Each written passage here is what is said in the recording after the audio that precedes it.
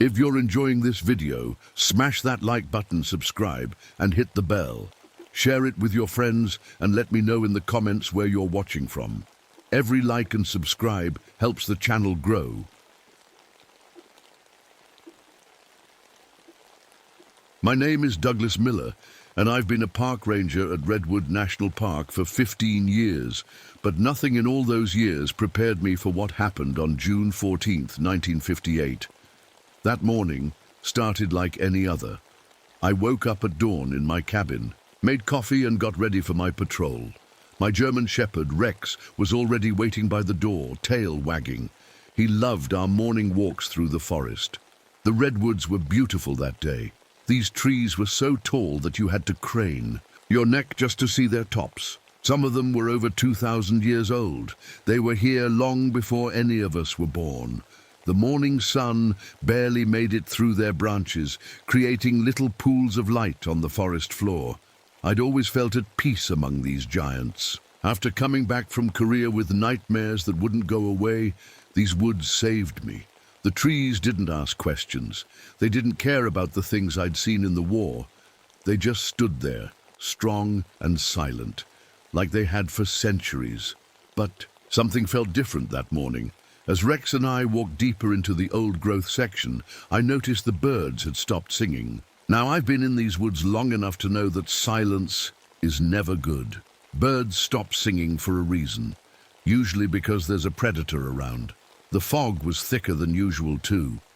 In summer, we often get morning fog in the redwoods, but this was different. It clung to everything like a heavy blanket, making it hard to see more than a few feet ahead. Then I smelled it, this strange, sweet smell, like fruit that had gone bad, mixed with something metallic, like copper maybe, or blood. Rex stopped walking.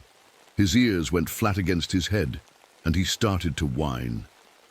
In all our years together, I'd never seen him act like this. The temperature dropped suddenly. I could see my breath in the air, which was impossible. It was June in California, but there it was, little clouds of vapor with each exhale. I even noticed frost forming on some fallen logs nearby. That's when I saw the deer. A whole family of them, a doe and 2 fawns, standing perfectly still about 50 yards away.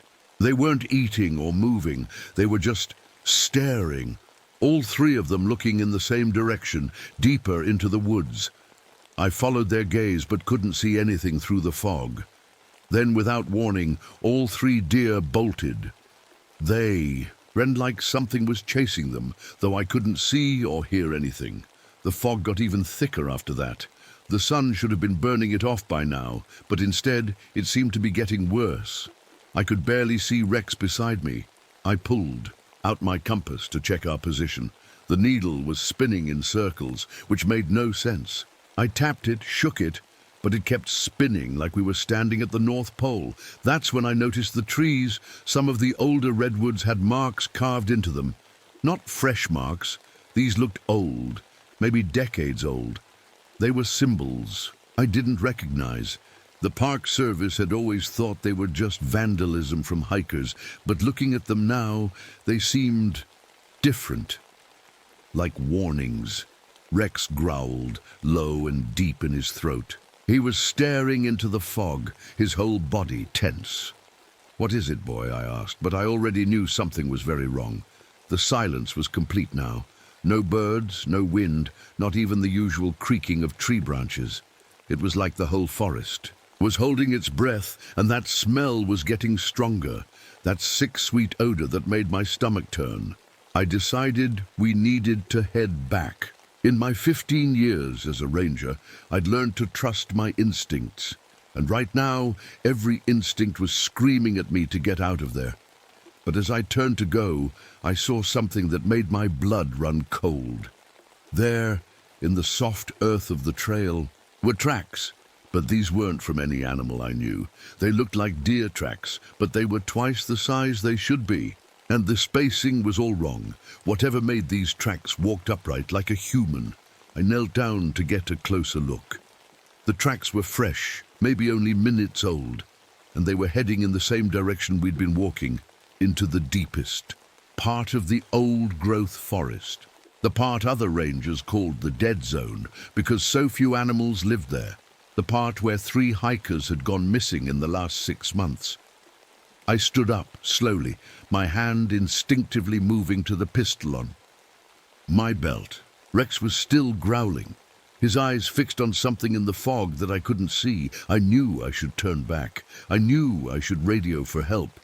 But I also knew those 3 missing hikers were someone's family, someone's children, and if there was any chance they were still out there, still alive, I had to know what was making those tracks.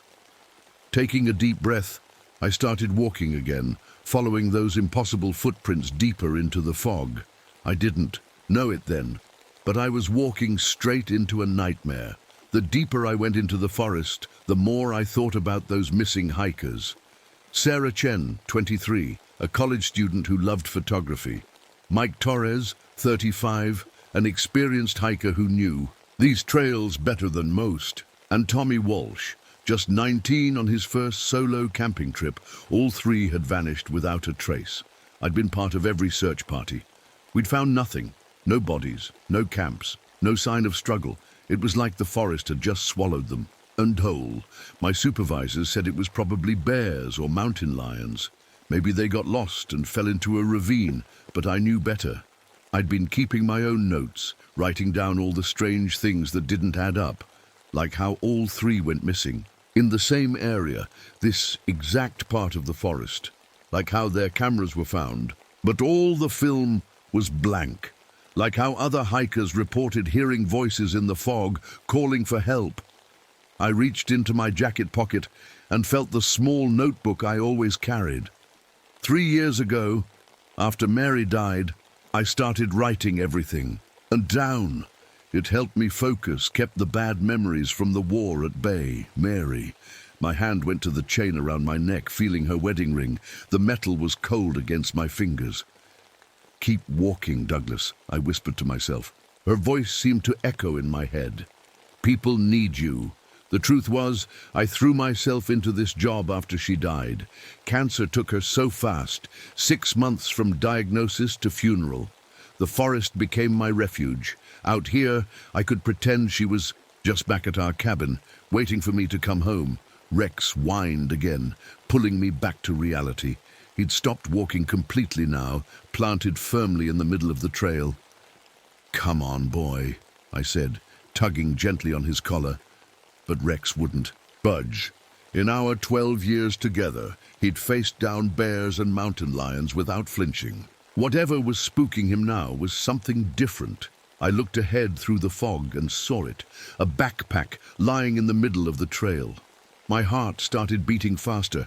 I recognized that backpack, blue and yellow with a University of Oregon patch, Tommy Walsh's backpack. I approached it slowly, my hand on my gun. The pack was torn open, its contents scattered across the ground. Sleeping bag, water bottles, energy bars, all untouched. But Tommy's journal was there too, pages, ripped out and strewn about like confetti. I picked up one of the pages. Tommy's handwriting was shaky, almost unreadable. Day 3. "Something's following me. I hear it at night, circling my tent. It whispers my name. Mom, if you find this, I'm sorry. I should have listened. The old man at the gas station warned me about this part of the forest. He said something lives here, something hungry." The page ended there, torn halfway through a sentence. My radio crackled with static. I grabbed it quickly. "Base, this is Miller. I found Tommy Walsh's backpack. Over. Static. Base, do you copy? This is Miller. Nothing but static." Then so faint I almost missed it. A whisper. "Douglas." I dropped the radio like it was on fire. That wasn't dispatch. That wasn't anyone from the station. That sounded like Mary's voice. Rex started barking. Sharp, aggressive barks I'd only heard him make once before, when we encountered a rabid coyote. He was staring at something behind me. I turned around slowly. At her. First I saw nothing but fog and trees. Then I noticed them. Bones, animal bones, arranged in a perfect circle around one of the ancient redwoods. Deer skulls, rabbit bones, even what looked like a bear's jaw. all clean perfectly white, like they'd been there for years, but I'd walked this trail yesterday. These bones weren't here then. The temperature dropped again. Ice was actually forming on the tree bark now, spreading like frozen fingers across. The wood. My breath came out in thick clouds. Something moved in the corner of my eye, quick, darting between the trees, too fast to be human, too big to be a deer. I drew my pistol. "Forest Service!" I called out, trying to keep my voice steady. "Show yourself." Silence. Then I heard it again, Mary's voice coming from somewhere in the fog. "Douglas." "Help me." My blood turned to ice. Mary was dead. I'd held her hand as she took her last breath. I'd watched them lower her casket into the ground. But that voice, it sounded exactly like her. Rex pressed against my leg, growling continuously. Now, I'd never seen him this scared. I made a decision. Whatever was out here, whatever was using my dead wife's voice, I needed to document it. I pulled out my camera and started taking pictures. The bones, the tracks, Tommy's scattered belongings. As I focused the lens, I saw something that made my hands shake. There, carved into the tree inside the bone circle, were more of those strange symbols. But these were different. These were fresh, the wood still bleeding sap, and below them, scratched deep into the bark, were 3 names: Sarah Chen, Mike Torres, Tommy Walsh, my missing hikers. I lowered the camera, my mouth dry with fear.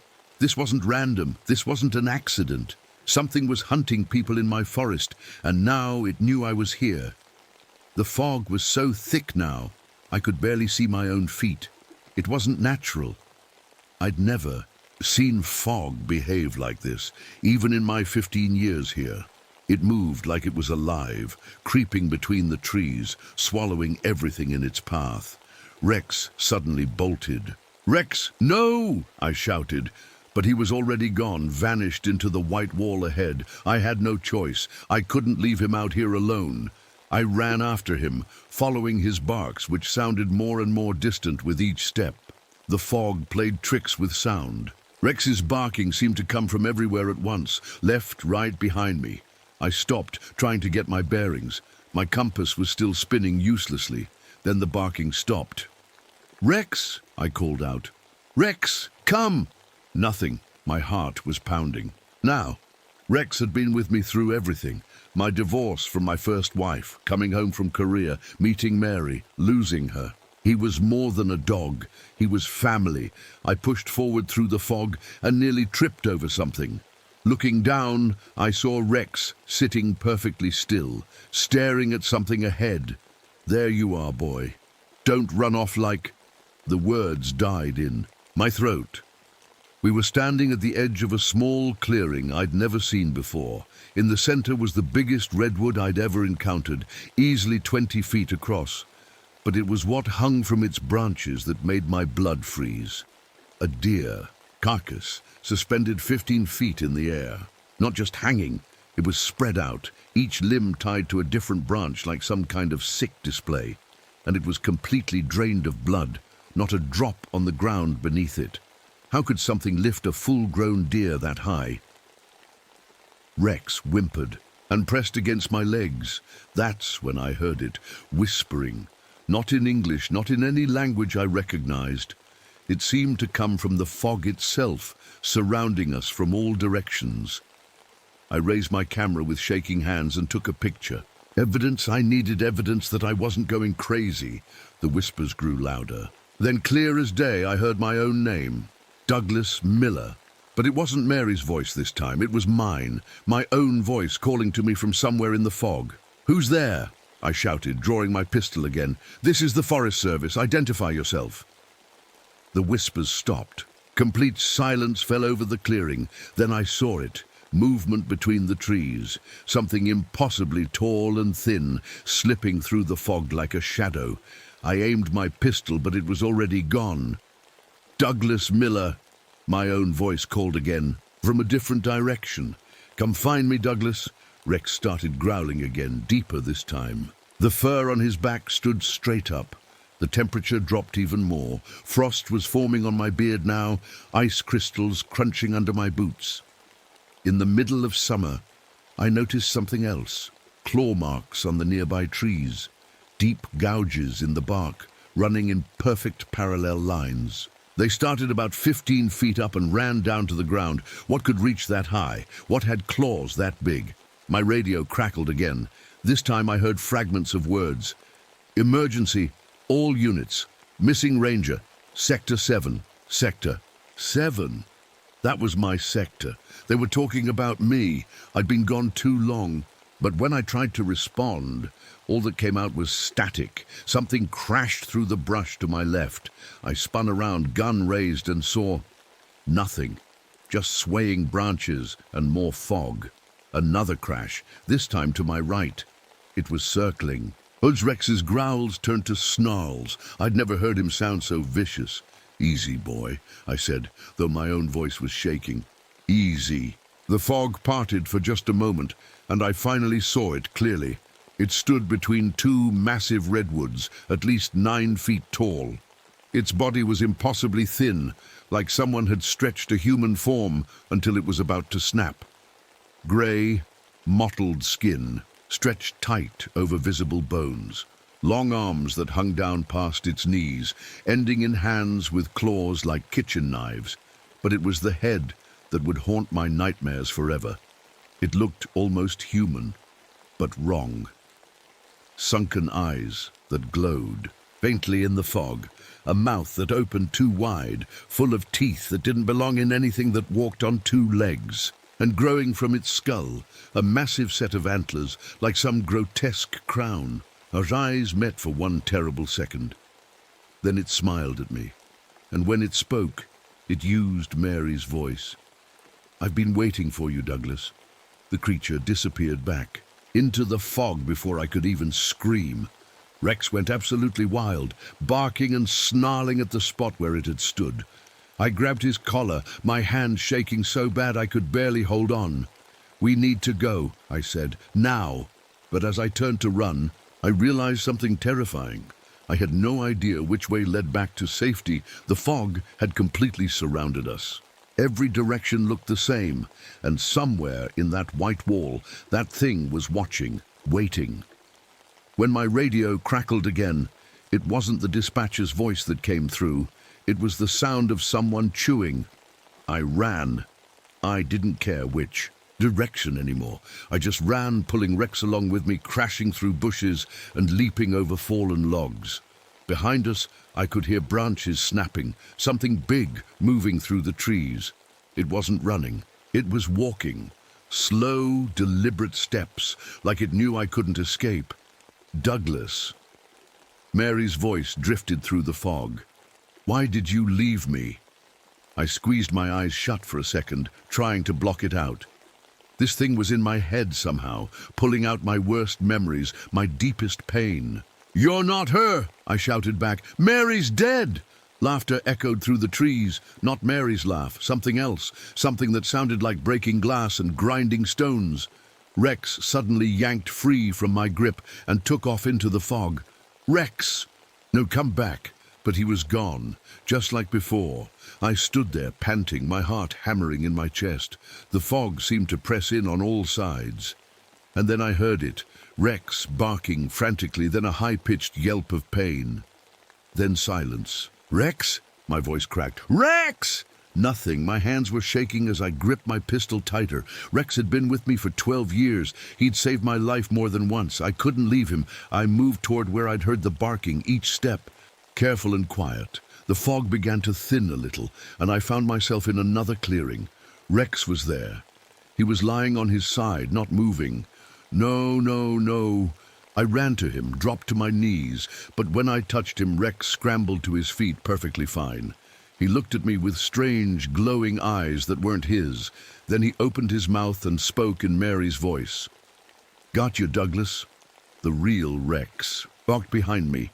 I spun around, and there was my dog, hackles raised, snarling at what? At the other Rex. How could there be two?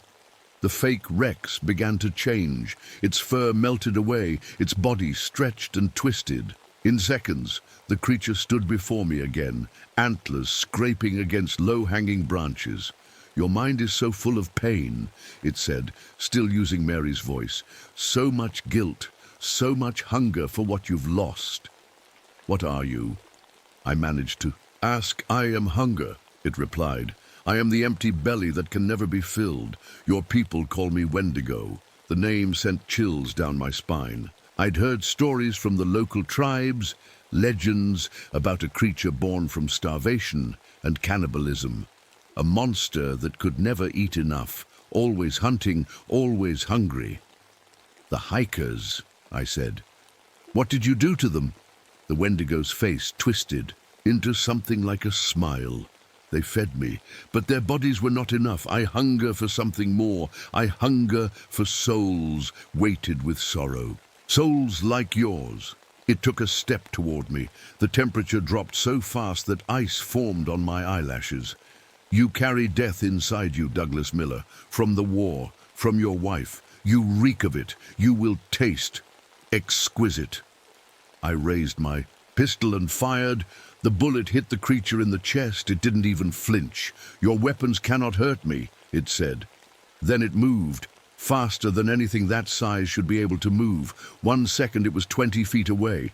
The next, it was right in front of me, one clawed hand around my throat, lifting me off the ground. But I won't kill you quickly, it whispered. First, I'll make you suffer as I have suffered. I'll make you know what true hunger feels like. Its eyes began to glow brighter, and suddenly I felt it, a gnawing, empty pain in my stomach, like I hadn't eaten in weeks, months. The hunger was so intense it made me gasp. Stop, I choked out. Please. This is only the beginning, the Wendigo said. Before I'm done with you, you'll beg to eat your own flesh. You'll understand why I became what I am. The creature threw me aside like a rag doll. I hit a tree hard, pain shooting through my back. Rex ran to my side, barking and snarling at the monster. Run, boy, I wheezed. Get help. But Rex wouldn't leave me, loyal to the end. The Wendigo approached slowly, savoring my fear. Shall I wear her face when I devour you? It asked. Would you like Mary to be the last thing you see? The creature's features began to shift and change. In moments, Mary stood before me, but wrong. Her skin was grey and stretched, her smile too wide, her eyes those glowing pits. Come to me, darling, it said in her voice. Let's be together again. Rage flooded through me. How dare this thing use her face, her voice? I reached into my jacket and pulled out my lighter, the one I used to light campfires for lost hikers, the one Mary had given me for our 5th anniversary. You want to know about hunger? I said, flicking it open. Let me show you something humans learned about hunger a long time ago. I grabbed a fallen branch with dead leaves and lit it on fire. The Wendigo took a step back. You're afraid of fire, I realized. That's why you bring the cold with you, the creature hissed, a sound no human throat could make. The Mary face melted away, revealing the monster beneath. Fire, I said, standing up despite the pain. The first thing humans used to keep monsters like you away. I waved the burning branch. The Wendigo retreated further. You think you know hunger? I continued, advancing now. I've seen real starvation. In the war. I've seen what people do when they're truly desperate. But we survived. We didn't become monsters. The creature snarled, but it kept backing away from the flames. That's the difference between us, I said. Humans face their hunger. We don't let it consume us. Behind the Wendigo, I noticed something, a cliff edge hidden by the fog. If I could just drive it back a few more steps. You want my soul? I shouted, lunging forward with the torch. Come and take it! The Wendigo roared and leaped backward, right over the edge of the cliff. For a moment, I thought it was over. Then I heard claws scraping on rock. It was climbing. Back up, I looked at Rex, then at the burning branch in my hand. Time for the backup plan, boy. I reached into my pack and pulled out my emergency flares, the ones we used for forest fires. If this thing was afraid of a little torch, I lit the first flare and threw it over the cliff. Then another, and another. The tea. Wendigo's roars turned to shrieks of pain. The smell of burning flesh filled the air. but I knew it wasn't dead. Not yet. This was just the beginning of our fight. Night was falling fast. The fog turned from white to grey to black, swallowing what little light remained. My flares had bought me time, but not much. From the cliff below, I could hear the wendigo climbing. Its claws scraped against rock like nails on a chalkboard.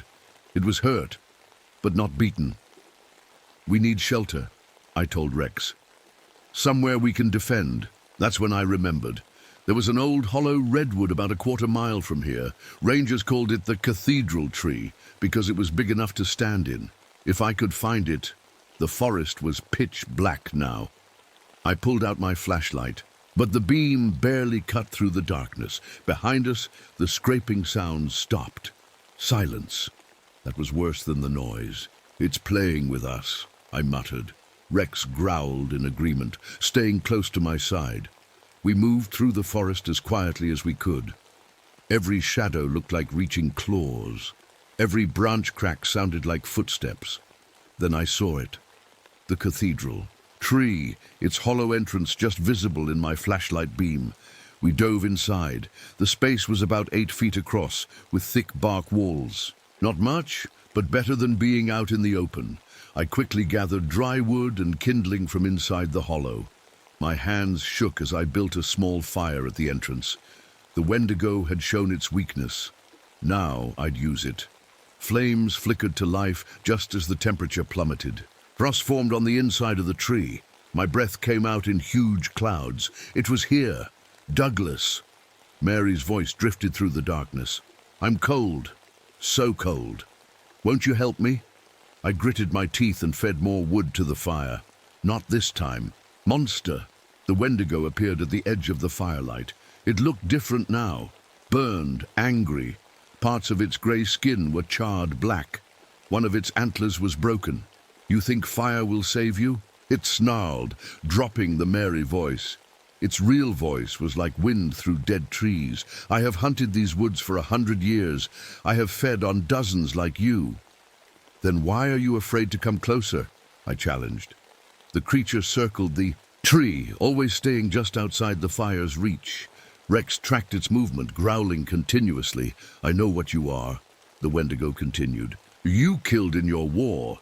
You know the taste of desperate hunger. You are already half monster." The words hit hard, because part of them was true. In Korea, during the worst winter of the war, we'd been cut off from supplies for weeks. I'd done things I never talked about. Not even to Mary. "Maybe I am," I admitted, "but I chose to come back, to be human again. You chose to give in." The wendigo laughed, a sound like breaking bones. "Chose? You think I chose this?" It stepped closer to the fire, seemingly ignoring the pain. In the flickering light, I could see its face more clearly. Behind the monster, there was something almost human. "I was like you once," it said. "A man, a father. When the winter of 1847 came, when the snows trapped us in these mountains, when we ate the last of our food, I held out longer than the others. I watched my children starve. Have you ever heard a child cry from hunger, Douglas Miller? Have. You heard that cry slowly fade to silence?" The creature's voice cracked with something like grief. "I ate them," it whispered. "My own children, to survive, and the forest changed me, made me into this, an eternal hunger that can never be satisfied." For a moment I felt something impossible, pity for this monster. Then it smiled, showing rows of razor teeth. "But you'll understand soon enough." The wendigo inhaled deeply. The fire began to flicker and dim. It was pulling the heat from the air, smothering my flames. I had to act fast. I grabbed my last 3 flares and my knife. "If I was going down, I'd go down fighting, Rex," I said quietly. "When I say run, you run. Find the other rangers. Go." Rex whined but stayed put, loyal to the end. The fire was almost out. The wendigo's eyes glowed brighter as darkness crept in. "Time to feed," it growled. "Yeah." I stood up, flare in one hand, knife in the other. "Let's see what ranger tastes like." I lit the flare and charged. The wendigo wasn't expecting that. It reared back as I slammed into it, driving the burning flare into its chest. The creature shrieked and swatted me aside, but I'd done damage. I hit the ground hard, tasting blood, but I still had 2 flares left. The wendigo clutched at the burning wound in its chest. "You will suffer." "Rex, run!" I yelled, but instead of running, Rex launched himself at the creature, biting deep into its leg. The wendigo howled and grabbed for him. "No!" I lit another flare and threw it, hitting the monster in the face. It dropped Rex, who scrambled away, limping but alive. 1 flare left. The wendigo was hurt, angry, but still coming. I backed up to the cathedral tree and broke off a branch. Working. Quickly, I tied my knife to the end with my bootlace, creating a crude spear. "You want to know what makes us different?" I shouted, lighting my last flare. "Humans don't give up. We fight. We survive, and we protect our own." I set the spear tip on fire with the flare, then planted the base against the tree trunk, point facing out. The wendigo, half blind with rage and pain, charged. It impaled itself on the burning spear. For a moment, time seemed to stop. The creature looked down at the wooden shaft, sticking from its chest, then up at me. In its glowing eyes, I saw something change.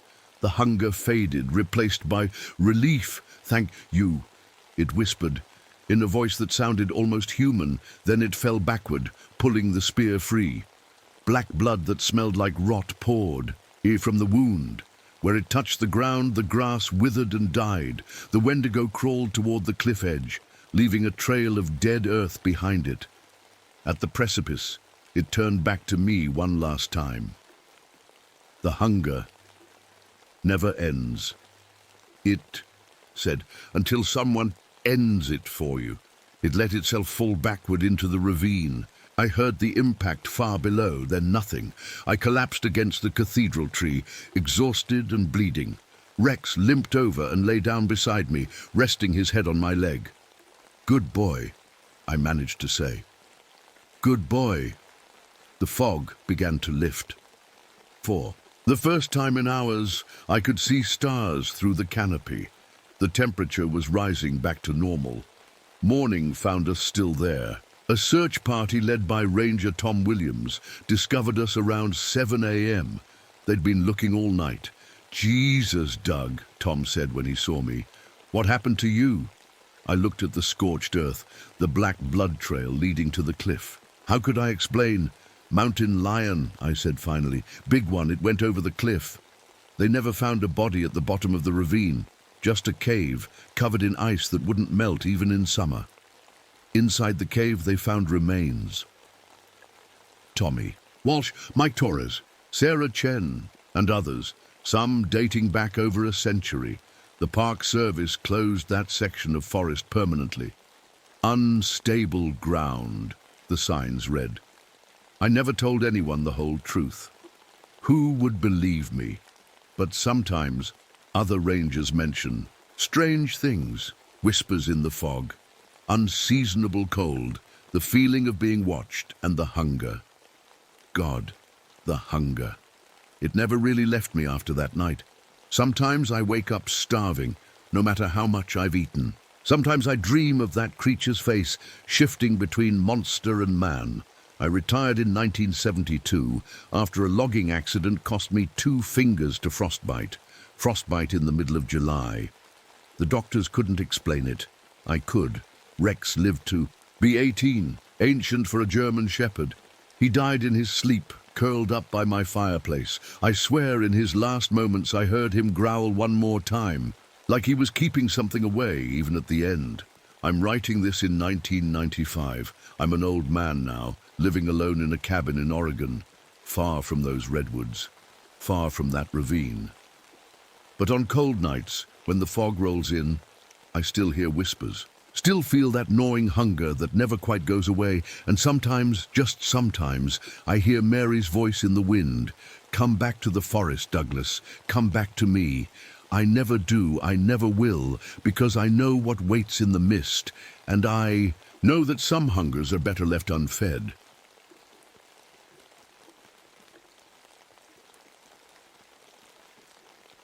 My name is Frank Thompson, and I've been a cave ranger at Mammoth Cave National Park for 6 years now.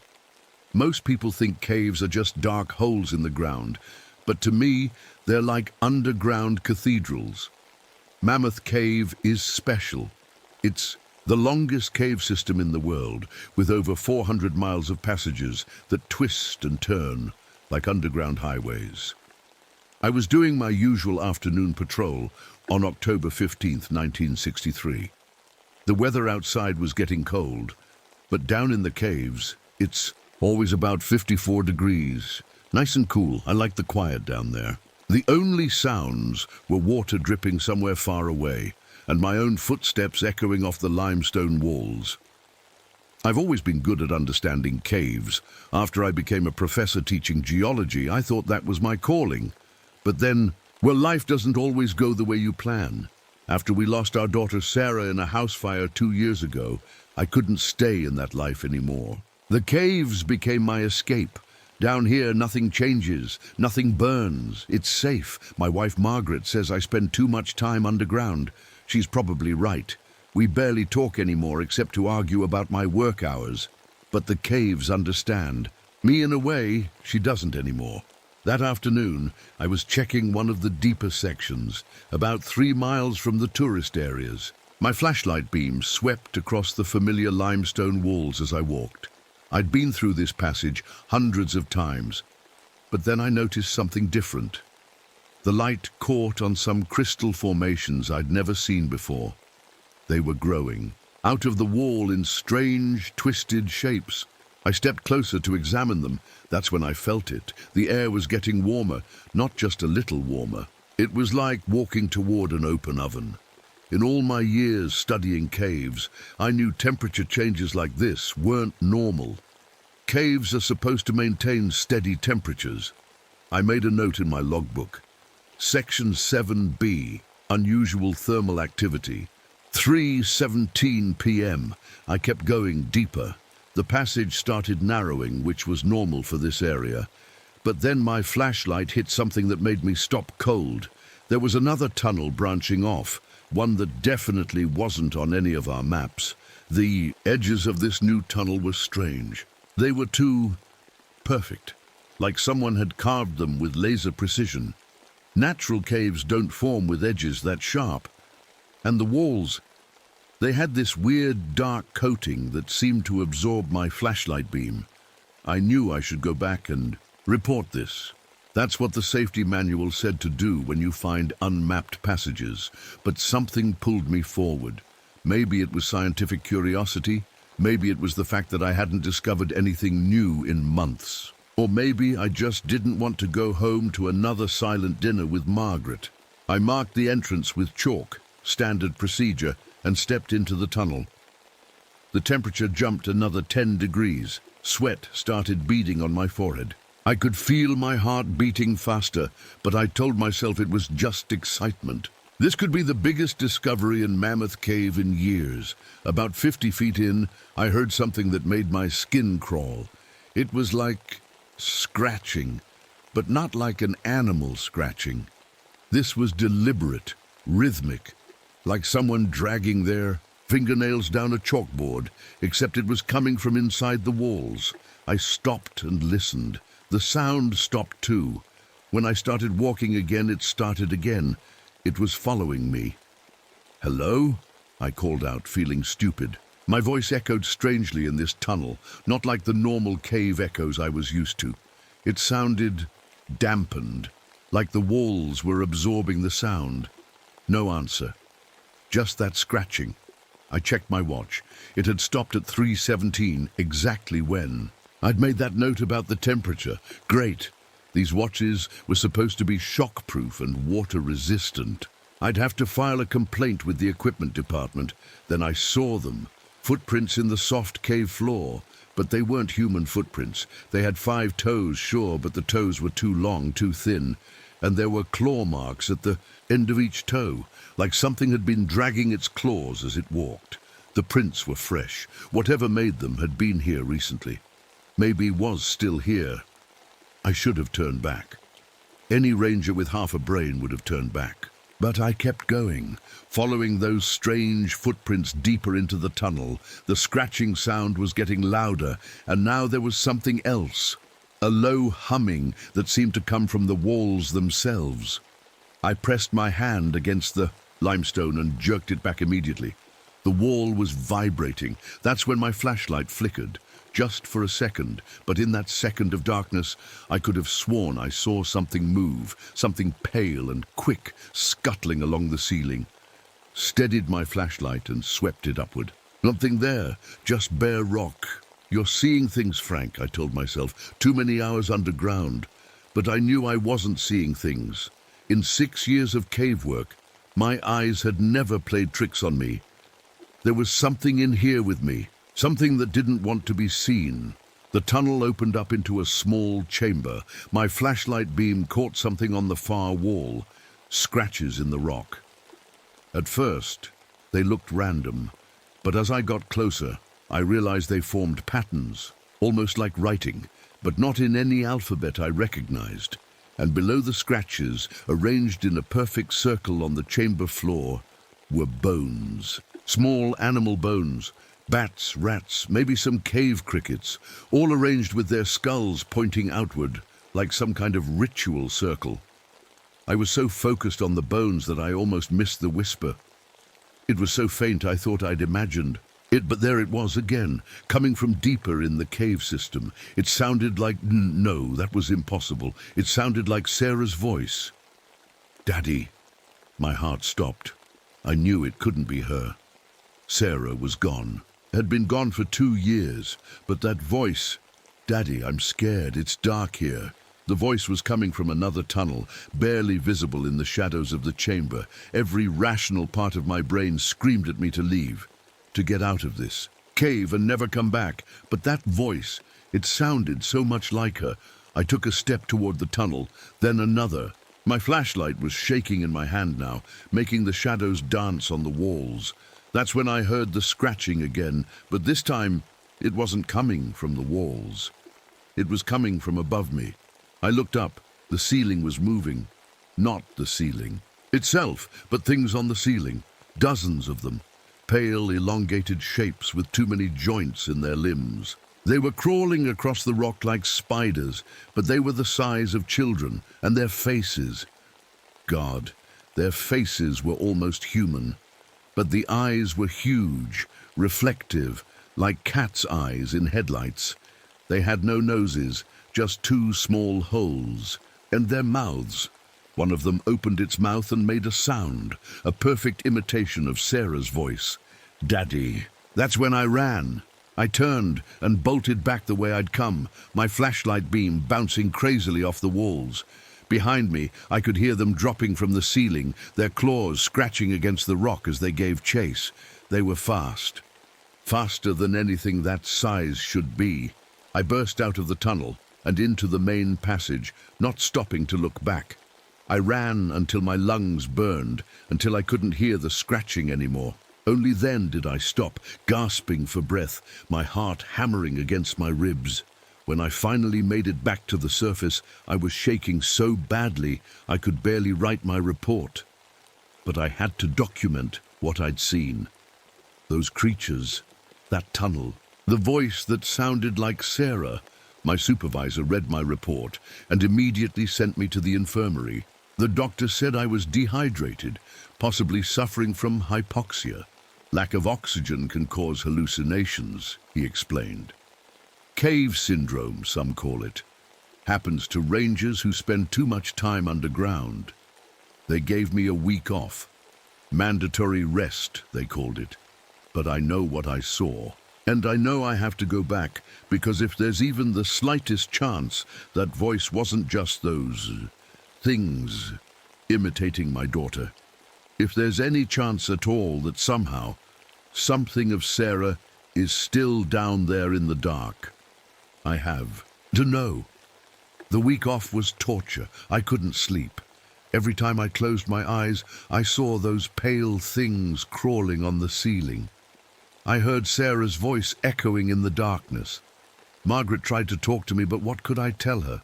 That I heard our dead daughter calling from inside a cave? On my first day back, I went straight to the records room. I needed to know if anyone else had seen anything strange in that section of the cave. The old files were dusty, some dating. Back to the 1920s when the park first opened, I spent hours going through reports. Most were boring, maintenance logs, visitor counts, that kind of thing. Then I found something that made my hands shake. October 1937. A ranger named William Foster had filed a report about unusual sounds in Section 7B, the same area where I'd found that tunnel. His handwriting was shaky. Heard what sounded like children crying. Found strange markings on walls. Requested backup, but none available. Going back tomorrow to investigate further. There was no follow-up report. According to the personnel files, Foster had resigned the next day and moved to California. But something felt wrong about that. Rangers don't just quit after making a discovery like that. I dug deeper and found Foster's locker assignment from 1937, Locker 23. On a hunch, I went to check it out. Most of the old lockers had been replaced, but a few originals remained in the basement. Locker 23 was rusted shut. I had to use a crowbar to open it. Inside was Foster's old uniform, his hat, and his ranger badge. Why would he leave without his badge? Rangers never leave their badges behind. It's like a soldier leaving their dog. Tags. Under the uniform, I found a leather notebook, Foster's personal journal. The last entry was dated October 14, 1937, exactly 26 years before my encounter. They know I found them. I hear them at night now, even above ground. They're learning to mimic voices. Today I heard my mother calling me, but she's been dead for 10 years. I have to leave before they follow me home. God help anyone else who finds that tunnel. My mouth went dry. Learning to mimic voices, just like they'd mimicked Sarah. That afternoon, I went back to Section 7B. I told my supervisor I was doing routine maintenance checks. This time, I brought extra equipment, more flashlights, flares, rope, and a camera. If those things were real, I needed proof. The main passage looked normal in the daylight from my flashlight. No strange crystals, no unusual heat. For a moment, I wondered if I had imagined it all. Then I saw my chalk mark on the wall. The tunnel was still there. I approached slowly, listening for any sounds. Nothing, just the usual cave quiet. The temperature was normal too, cool and steady. Maybe the thermal anomaly had passed. I stepped into the tunnel. My flashlight beam seemed stronger today, cutting through the darkness easily. The sharp edges were still there, still unnaturally perfect. About 30 feet in, I stopped. The footprints were gone. The soft cave floor was smooth, undisturbed, like someone had swept it clean. I continued to the chamber where I'd seen the bone circle. My heart was pounding so hard I could hear it in my ears. I turned the corner and the bones were gone. The scratches on the wall were gone. The chamber was completely empty. "What the hell?" I whispered. Then my radio crackled to life. But instead of the dispatcher's voice, I heard something else. Voices from the past, faint and staticky. "Foster here. I found something in Section 7B, requesting backup. Negative, Foster. All units busy with tourist groups. I'm going in alone then. Someone needs to document this." The transmission cut out. Then another voice, one I recognized from old training videos. "This is Ranger Thompson. No, not Frank, David Thompson. Year is 1952. Lost contact with Mitchell 2 hours ago. His last position was Section 7B. My grandfather's voice. He'd been a ranger here too, though he died before I was born. Heart attack, they said. But now I wondered. The radio went silent. Then that humming started again, vibrating through the walls. The temperature began to rise. They were coming. Back. I grabbed my camera and started taking pictures. The empty chamber, the 2 perfect tunnel walls, everything. I needed evidence. The flash lit up the cave in brief, blinding bursts. That's when I saw it on the ground. Foster's badge, half buried in the dirt. I bent down to pick it up and noticed something else, a small gap in the wall near the floor, big enough for something child-sized to crawl through. The humming grew louder. I could feel it in my teeth now. And underneath it, another sound. Scratching, getting closer. I pocketed Foster's badge and backed toward the entrance. The scratching was coming from that gap in the wall. Something was moving in there, pushing through. A pale hand emerged from the gap, too long, too thin, with too many joints. The fingers ended in black claws that scraped against the rock. I turned and ran. This time, I made it all the way back to the station before stopping. My supervisor took one look at me and shook his head. "Frank, you need more time off." "Look at these photos," I insisted, pulling out my camera. But when we developed the film, every picture was blank. Pure white. "Overexposed," the lab tech said. "Must have been a problem with the flash." That night, sitting at home, I examined Foster's badge. It was tarnished but intact. Real proof that I hadn't imagined everything. Margaret was already asleep. I sat at the kitchen table, turning the badge over in my hands. Then I heard it, faint scratching at the windows. I got up and checked. Nothing there.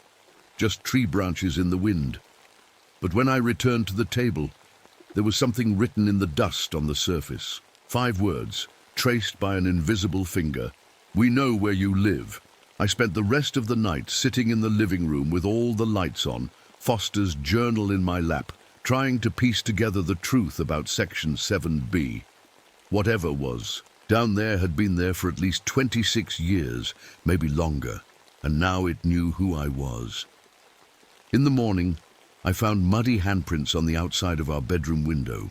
Handprints with too many joints and claw marks at the tips. They were getting bolder, coming closer, learning, and I still had to go back to work tomorrow. I didn't tell Margaret about the handprints. She was already worried enough about me. Instead, I cleaned them off before she woke up and tried to act normal at breakfast. "You look tired," she said, pouring coffee. "Just thinking about work stuff." She touched my shoulder. "Frank, maybe you should see someone. A doctor, after Sarah. We both need help." I wanted to tell her everything, but how could I explain that our daughter's voice was coming from creatures living under Mammoth Cave? At work that morning, I found a note on my desk. "Meeting with Director Hayes, 10 a.m. Great. The big boss wanted to see me, probably about my episodes. Hayes was a large man who'd never been in a cave in his life. He sat behind his desk looking at my file. "Frank, your colleagues are concerned. They say you've been acting strange, talking about creatures in the caves." "Sir, I just reported what I saw. What you think you saw." He leaned forward. "Look, I know losing a child is hard, but we can't have rangers seeing things that aren't there. It's dangerous." "I'm not seeing things. There's something in Section 7B that..." "Section 7B is off limits as of today," he interrupted. "We're closing it for safety concerns. Unstable rock formations." "What?" "You can't just..." "I can, and I did. You're assigned to surface duty for the next month. Parking lot patrol." I left his office fuming. They were covering it up just like with Foster, just like with my grandfather, probably. That night, I couldn't take it anymore. I had to know the truth.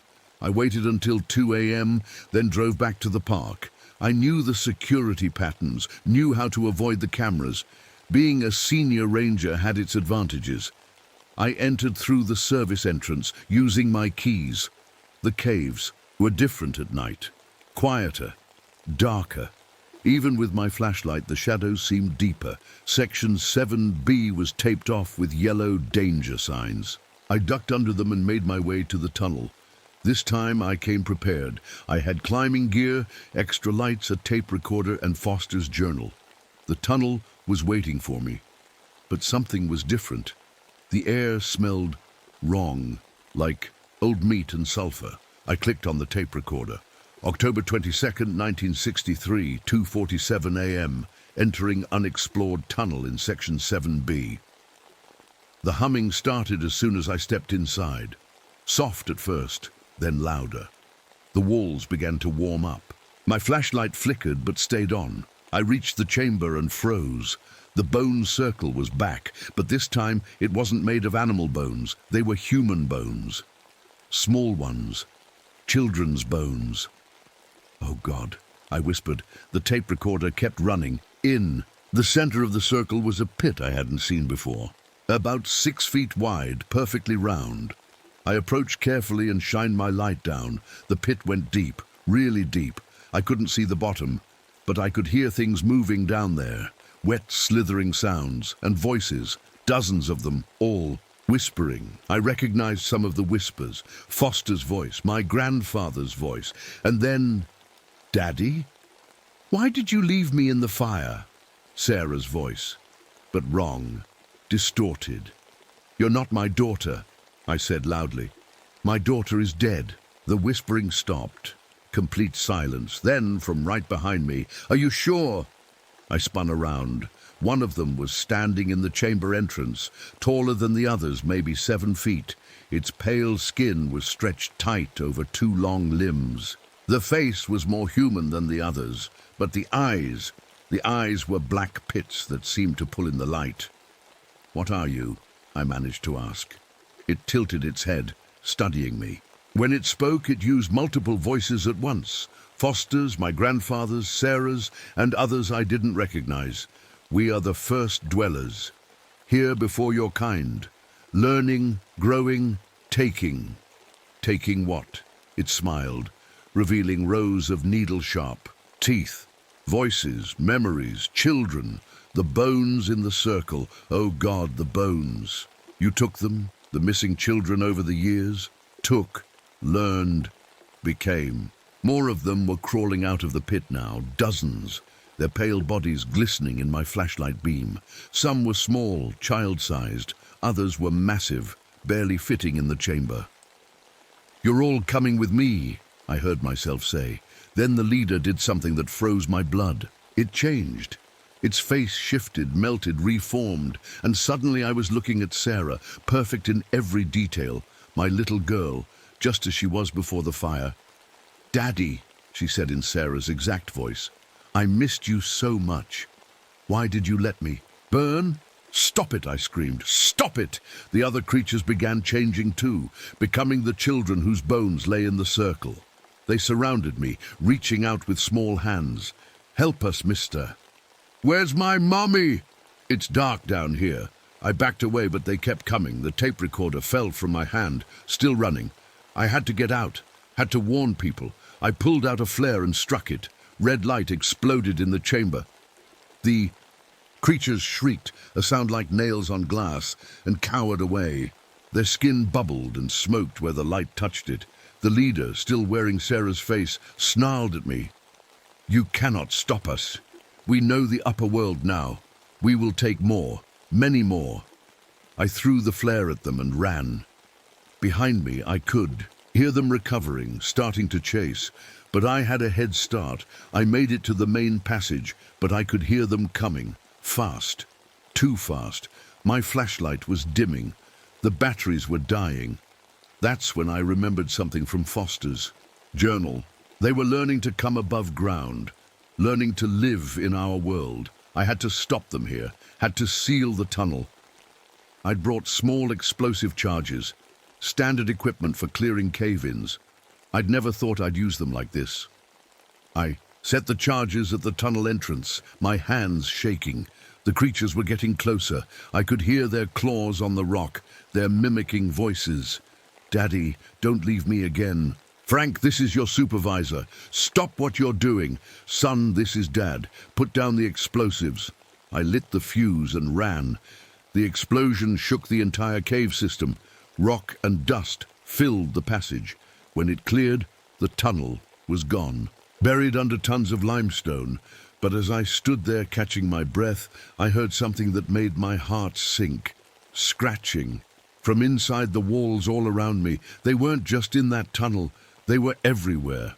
In all the walls. They'd been spreading through the entire cave system, and now they were angry. I ran for the exit. The scratching followed me, surrounded me. The walls themselves seemed to move. Just before I reached the surface, I felt claws rake across my back, tearing through my jacket. I burst out into the night air and kept running until I reached my car. When I finally stopped and looked back, I saw them. Dozens of pale shapes at The cave entrance, testing the boundaries, seeing how far they could come into our world. They were learning, getting stronger, bolder, and they knew where I lived. The next morning they found me unconscious in my car in the parking lot. My jacket was shredded, my back covered in deep scratches. The tape recorder was still in my pocket. But when they played it back, all they heard was static. Section 7B was permanently sealed after the accidental explosion. I was quietly retired with full benefits on the condition that I never speak about what happened. But I know they're still down there, waiting, learning. And sometimes on quiet nights, I still hear scratching at my windows. And Sarah's voice, calling from the dark, "Daddy, when are you coming back?" They gave me a nice pension and a cabin near the edge of town, far from Mammoth Cave. The official story was that I'd hurt my back in a rockfall. Nobody asked questions. Nobody wanted to know. Margaret left me a month after the incident. She said I'd changed, that I wasn't the man she married. She was right. How could I be the same after what I'd seen? For a while I tried to forget. I took up fishing, started a garden, even got a dog, a big German shepherd I named Rex. Dogs can sense things humans can't. Rex would growl at empty corners of the room, bark at shadows. He knew. 3 months passed. The scratches on my back healed, leaving white scars that looked like claw marks. Every night before bed, I'd check the windows, double-check the locks. Some nights I'd hear scratching, faint, distant, but getting closer. Then the children started disappearing. The first was Tommy Watson, age 8. Vanished from his backyard in broad daylight. His mother said she'd only looked away for a minute. When she turned back, he was gone. Just his shoes left behind, sitting neatly by the sandbox. The second was Lisa Chen, age 10. Disappeared during a school field trip to Mammoth Cave. They found her backpack near a restricted area. Section 7B, I tried to warn the police. Went. To the station with Foster's journal, my photos, still blank, everything I had. The officer listened politely, then called my doctor. Post-traumatic stress, the doctor said. Common in accident victims. These pills will help. But pills don't stop ancient things that live in the dark. More children vanished, always near cave entrances, not just Mammoth Cave now, but smaller caves all over Kentucky. The pattern was spreading. One night, Rex woke me with frantic barking. I grabbed my flashlight and found him at the back door, hackles raised, growling at something outside. I looked through the window. In the moonlight, I saw small footprints in the snow, child-sized. But the footprints had claw marks. I opened the door, and Rex bolted outside. I heard him barking, then a yelp, then silence. "Rex!" I called. "Rex!" I found him by the tree line, alive but shaking, staring at something in the woods. I followed his gaze and saw them, pale shapes moving between. The trees, child-sized but moving wrong. Too fast, too fluid. They were using the cave systems like a network, spreading out, coming to the surface at night, learning to tolerate moonlight, getting bolder. I went back inside and called the park service, got the night security. "You need to check." "Section 7B, I told him. "The seal might be broken." "Sir, that section's been filled with concrete. Nothing's getting in or out. Just check, please." He sighed. "I'll send someone in the morning." But morning was too late. At 3:17 a.m. Always. 3:17, I noticed. My phone rang. An unlisted number. "Hello?" Breathing. Then, "Why did you bury us, Daddy?" Sarah's voice. But underneath it, other voices. Layers of children's voices, all speaking together.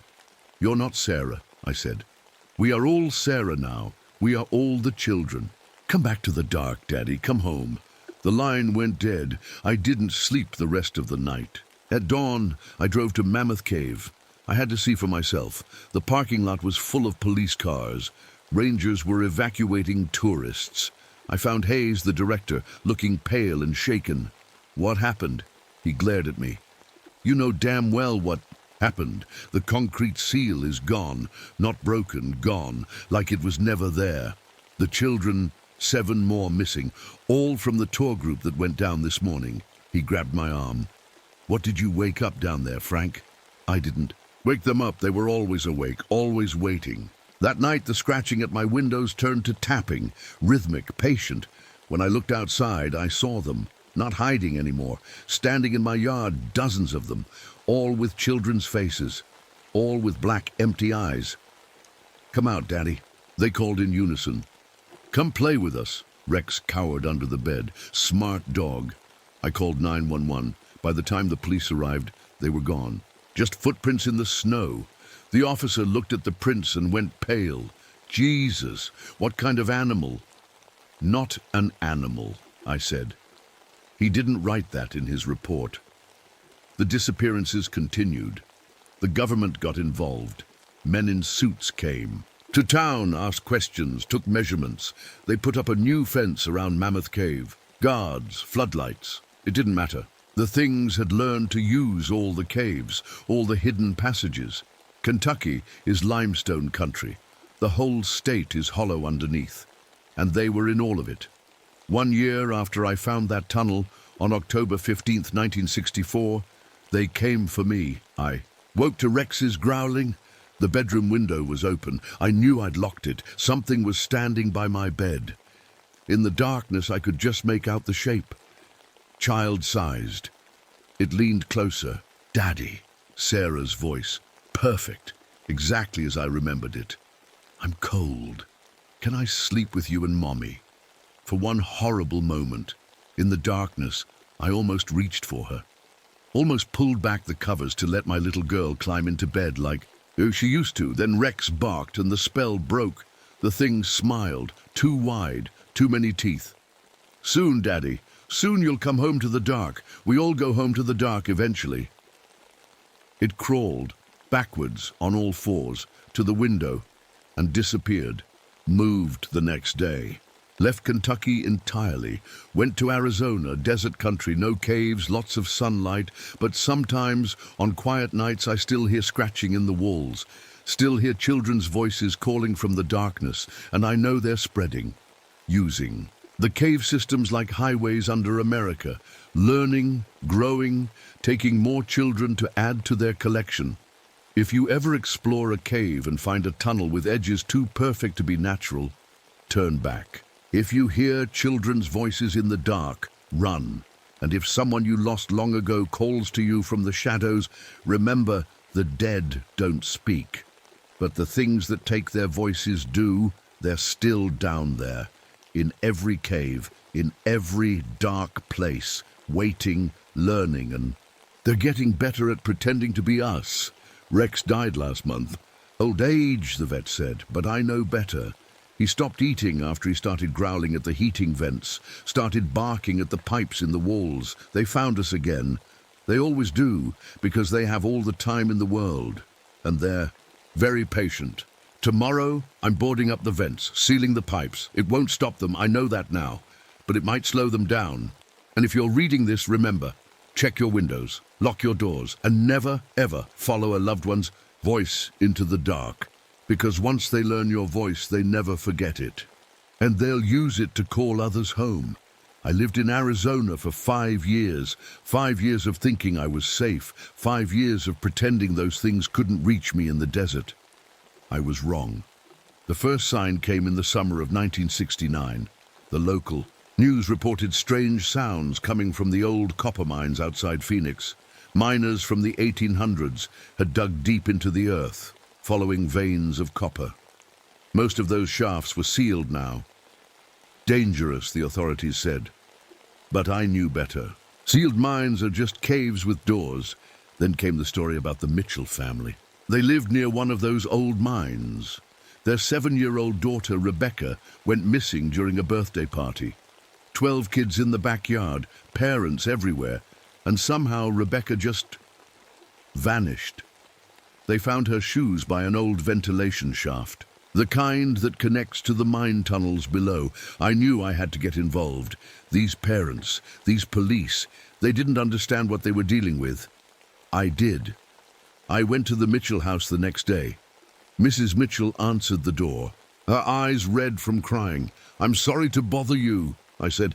"I used to work at Mammoth Cave. I might be able to help find Rebecca."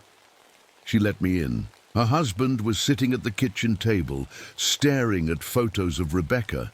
"The police think she fell into the shaft," he said, "but it's covered with a steel grate, bolted down. No way a child could move it." "Can you show me?"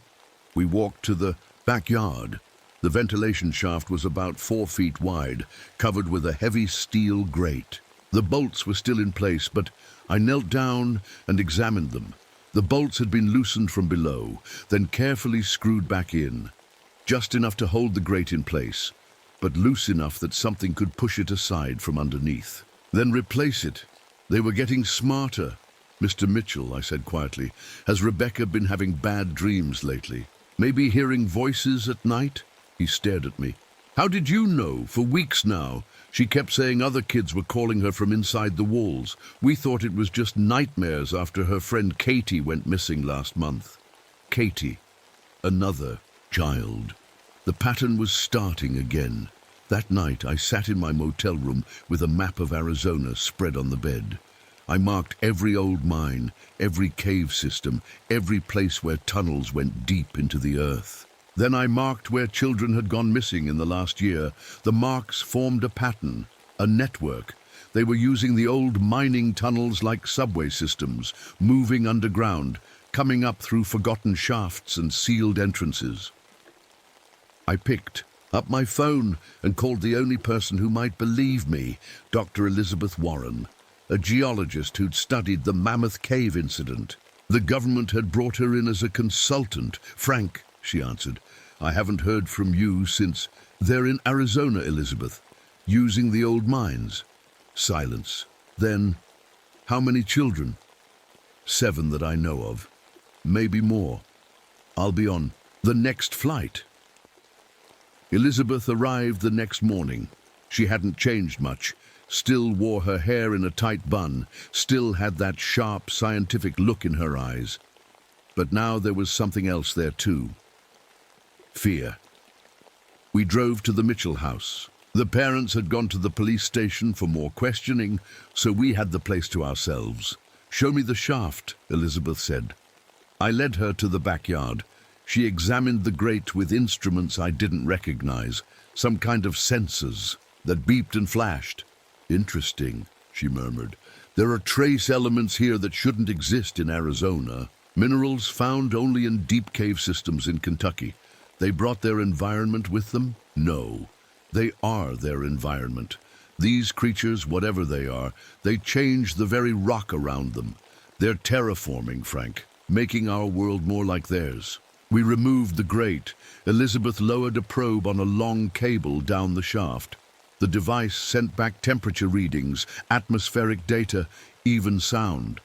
"Listen to this," she said, handing me headphones. I heard it immediately. Scratching, distant, voices, children laughing and playing. But underneath, that familiar chittering sound the creatures made when they thought no one was listening. "We have to go down there," I said. "I was afraid you'd say that. We got permission from the authorities by claiming we were conducting a geological survey. They were desperate enough to allow it. 7 missing children in 6 months had the whole city on edge." We entered through the main mine entrance, a boarded-up tunnel cut into the side of a hill. Our headlamps cut through the darkness as we descended. The temperature dropped with every step. About 200 feet down, Elizabeth stopped. "Look at the walls." The rough-hewn rock was changing, becoming smoother, more organic-looking. Those same impossible angles I'd seen in Mammoth Cave. "They're reshaping the tunnels," I said. We pressed on. The scratching sounds grew louder, and then we heard it. A child singing. "Ring around the rosy." We followed the voice through a maze of tunnels that shouldn't exist. The old mining maps were useless here.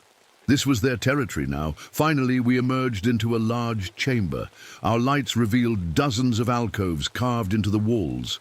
In each alcove was a child. They sat perfectly still, their eyes closed, their skin pale. "Rebecca," I called softly. One of the children opened her eyes. Rebecca Mitchell, but her eyes were different now, larger, darker. "We've been waiting for you," she said, in a voice that was hers, but not hers. "We knew the caveman would come." The other children opened their eyes in unison, all with those same dark, enlarged eyes. "Where are the others?" Elizabeth asked. "The missing children from Kentucky." "We are all here," they said together. "We are all one now, learning together, growing together." From the shadows above came that familiar chittering. I looked up and saw them. Hundreds of the creatures clinging to the ceiling, watching, waiting. "You can't take more children," I said. "We won't let you." The Rebecca thing smiled. "You still don't understand. We don't take children, caveman. We give them something better. We make them eternal." "What are you?" Elizabeth demanded. "We are the deep," all the children spoke at once. "We are the first. We were here when your ancestors crawled from the mud. We will be here when your cities turn to dust. And now your children will be with us forever." The creatures above began to descend, their pale bodies flowing down the walls like living water. "Run," I told Elizabeth. We turned and fled back through the tunnels. Behind us came the sound of hundreds of claws on stone and children's voices calling, "Don't leave us! Come play! We love you!" We barely made it out. When we emerged into sunlight, gasping and shaking, we found the authorities waiting. "Did you find anything?" the sheriff asked. I looked at Elizabeth. What could we say? That their children were alive but changed? That ancient things were stealing kids to make them into something else? "Cave-in risk," Elizabeth said professionally. "You need to seal all entrances immediately, full concrete, at least 20 feet thick." They did it. Pumped tons of concrete into every known entrance, put up fences, warning signs, armed guards. It didn't matter. 2 weeks later, Rebecca Mitchell came home. She walked into her house at 3:17 a.m., clean and unharmed. Her parents cried with joy. The authorities called it a miracle, but I saw the news footage. I saw her eyes, too large, too dark. And I saw how she kept looking at her little brother's room with a strange, hungry smile. They're not stealing children anymore. They're sending them back, changed, to live among us, to watch us, to select more for the deep. And now it's not just in Arizona or Kentucky. I get reports from all over the country, missing children who return different. Cave systems that seem to connect in impossible ways, scratching sounds in the walls of schools and homes. They're building a network, not just of tunnels, but of children. They're children, living in our communities, our families, waiting for the right moment. And every night at 3:17 a.m., I still hear Sarah's voice. "Daddy, we're coming home, all of us, forever. The war isn't coming, it's already here, and we're losing. Our children are their soldiers now. It's been 2 years since Arizona." I'm writing this in 1971 from a small apartment in Chicago, far from any caves, I thought, but I was wrong again. The cities have tunnels too, sewers, subways, maintenance passages, a whole world under our feet. The changed children are everywhere, now. Rebecca Mitchell's story was just the beginning. Dozens of missing kids have returned to their families across the country. They look normal enough. They go to school, play with friends, eat dinner with their parents, but they're different. Elizabeth and I started tracking them. We'd travel to different cities, observe them from a distance. They all had the same signs. Eyes that were slightly too large, skin a bit too pale. They avoided direct sunlight when they could. And they all had this habit of tilting their heads when listening, like they were hearing something we couldn't. The scariest part? They were organizing. We noticed it first in Denver. 3 returned children from different families all drew the same picture in art class, a map of tunnel systems that didn't exist on any city plans. In Boston, 5 changed kids were caught trying to open a sealed maintenance tunnel under their school. Then I got a call from Mrs. Mitchell. "Frank, this is Rebecca's mother. I need to talk to you." We met at a diner outside Phoenix. She looked terrible, thin, dark circles under her eyes. "It's Rebecca," she whispered. "At night I hear her talking to someone in her room, but when I check she's alone. And last week I found her little brother. In the basement digging. He said Rebecca told him to make a door for their friends. Where's Rebecca now? School. At least, that's where she's supposed to be. Sometimes she doesn't come home until after dark. Says she was at the library, but you don't believe her, she started crying. I want my little girl back. My real little girl. There was nothing I could say. Her real daughter was gone the moment she entered that tunnel. That night, Elizabeth called with worse news. Frank, I've been analyzing seismic data from the last 6 months. There's activity under every major city where children have returned. They're digging, building connections. Connecting to what? To each other. It's like a giant spider web under the country, and it all leads back to one place. Mammoth Cave. Yes, whatever's down there, it's the center, the source. I knew what I had to do. It was time to go back to where it all started. I drove for 2 days straight, arriving in Kentucky just before dawn. The park was officially closed. Too many incidents. But I still had my old ranger keys. The entrance to Section 7B was different now. The concrete seal was gone, replaced by an official-looking metal door with electronic locks. Someone had been maintaining access. I heard footsteps behind me. I turned, expecting security guards. It was Sarah, not a creature imitating her, not a pale thing with her face. It was Sarah, my daughter, exactly as she was before the fire. Right, down to the small scar on her chin from when she fell off her bike. "Hi, Daddy," she said.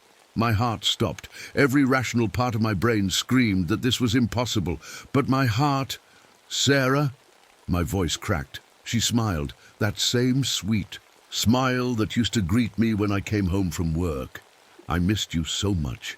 They told me you'd come back." They? My new family. They saved me, Daddy, from the fire. They brought me down where it's safe, where nothing can hurt me. I took a step toward her, then another. She held out her arms for a hug. That's when I noticed her shadow. It was wrong, too long, too many angles. "You're not Sarah," I said. Her face didn't change. That same sweet smile. "I am Sarah, just more now. Better. I can live forever down here, Daddy. You can too. We can be a family again." "What about your mother?" A flicker of something crossed her face. Just for a second. "Mommy can't come. She doesn't understand. But you do. You've seen them. You know they're not monsters." She was right. I had seen them, studied them, and part of me, the part still broken by grief, wanted to believe. "Come with me, Daddy. Just for a little while. Let me show you how beautiful it is down there." She reached for my hand. Her skin was warm, real. I almost took it. Then I remembered Rebecca Mitchell's hungry smile as she watched her little brother. Remembered all those missing children, changed and returned as something else. "No," I said. Her smile faded. "You don't love me anymore?" "I love my daughter. But my daughter died in a fire 2 years ago." For a moment her mask slipped. I saw what was underneath, ancient, patient, hungry. Then Sarah's face returned. "We'll wait," she said. "We have all the time in the world. And one day, Daddy, you'll be so lonely that you'll come to us. Everyone comes to us eventually." She walked backward into the darkness of the cave, maintaining eye contact until the shadows swallowed her. I left Kentucky that night and haven't been back. But the spread continues. Last month, a school in Oregon had to be evacuated when children opened a door in the basement, a perfectly round tunnel that went straight down into bedrock.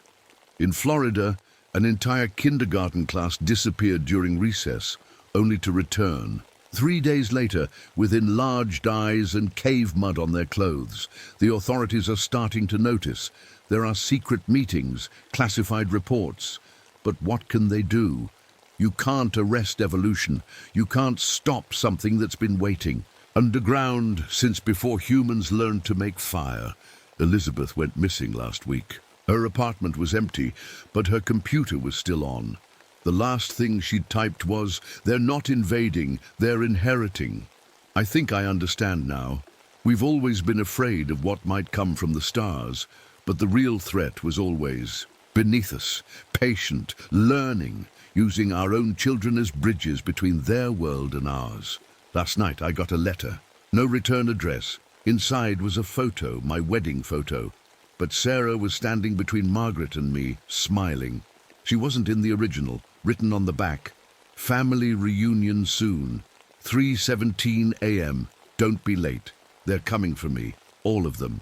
The changed children, the ancient ones, and whatever my daughter has become. I've bought all the lights I can find. Flood lamps, flashlights, flares. I've boarded up my windows, sealed my vents. It won't be enough, but I had to write this down. Someone needs to know. Someone needs to understand. If you're reading this, watch your children. Watch for signs. And if someone you love goes missing near a cave or a mine or even a deep basement, pray they stay missing. Because what comes back might wear their face and speak with their voice. But it won't be them. Not anymore. The scratching started an hour ago. It's coming from everywhere, walls, ceiling, floor, and outside my door I can hear them. Dozens of children's voices, all singing the same song. Ring around the rosy, pocket full of posies. They're here. Sarah's voice rises above the others. Come out, Daddy, it's time to go home. Home, to the deep, to the dark, where my daughter waits with her new family. I know I won't survive the night. This is my last entry. Remember, they're patient, they're learning, they're already in our homes, our schools, our families, and they're winning. The door is opening. They didn't even need to break it down. They've learned to use keys. Sarah is standing in my doorway. She looks exactly as she did the day she died, except for her shadow. It stretches all the way down the hall, touching the shadows of all the other children behind her. "Hi, Daddy," she says. "Are you ready to come home now?" I close my eyes and remember her real smile. My real daughter. "Yes," I whisper. "I'm ready." And the darkness takes me.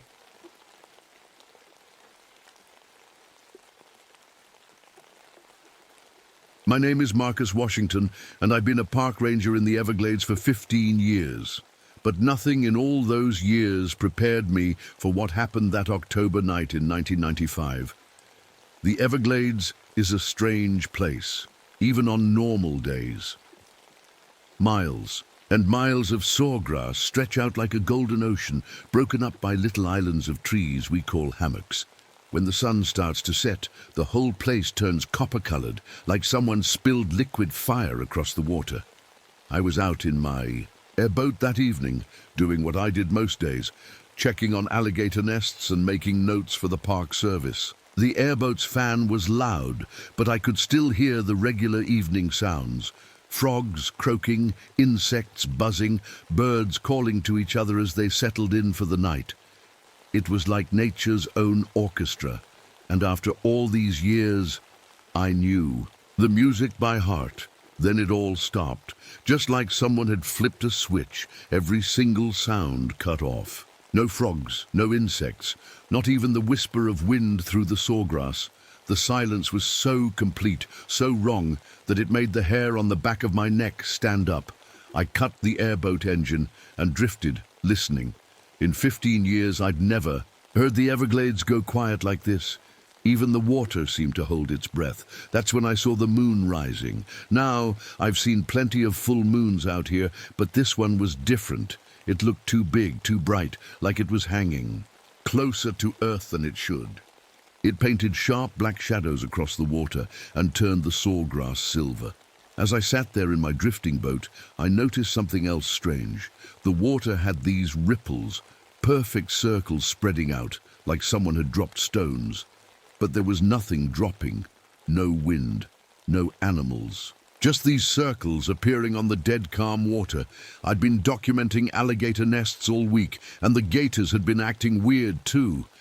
Big males that should have been defending their territory were just gone. They'd abandoned prime spots they'd held for years. In all my time here, I'd never seen anything make a 15-foot gator run away. Then I smelled it. You know how a wet dog smells?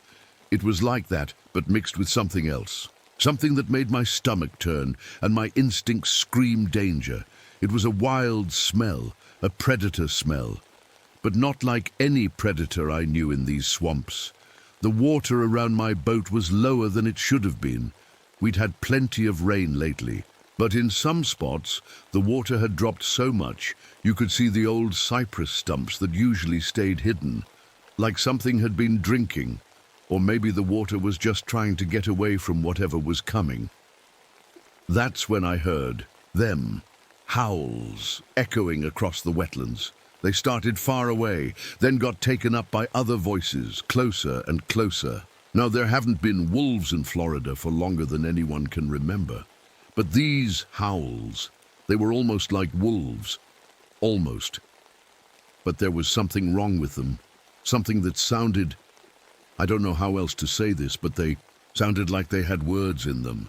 Like they were trying to speak. I should tell you a bit more about myself. I'm 41 years old. Built solid from years of working in these swamps.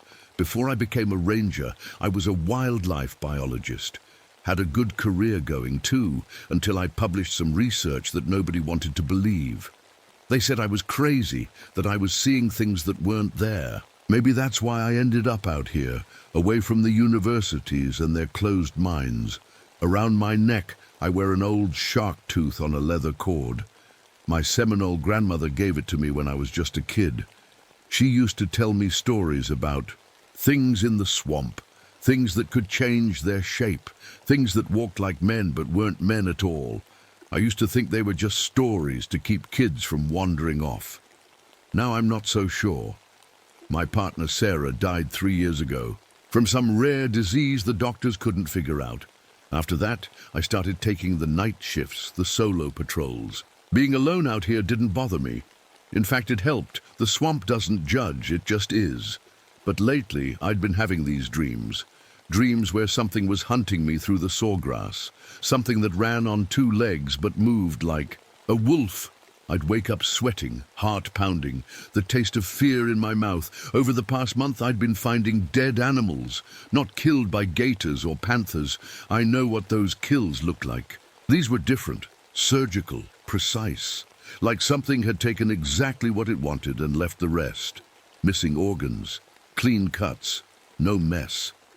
That night, as I guided my airboat through the familiar channels, I found something that made my blood run cold. Another airboat torn apart, not sunk or damaged by weather, torn. Deep scratches in the metal like claws had ripped through it. But the claw marks were huge, and the spacing, it didn't match any animal I knew. I tried to radio back to base. This is Ranger Washington. Anyone copy? Static.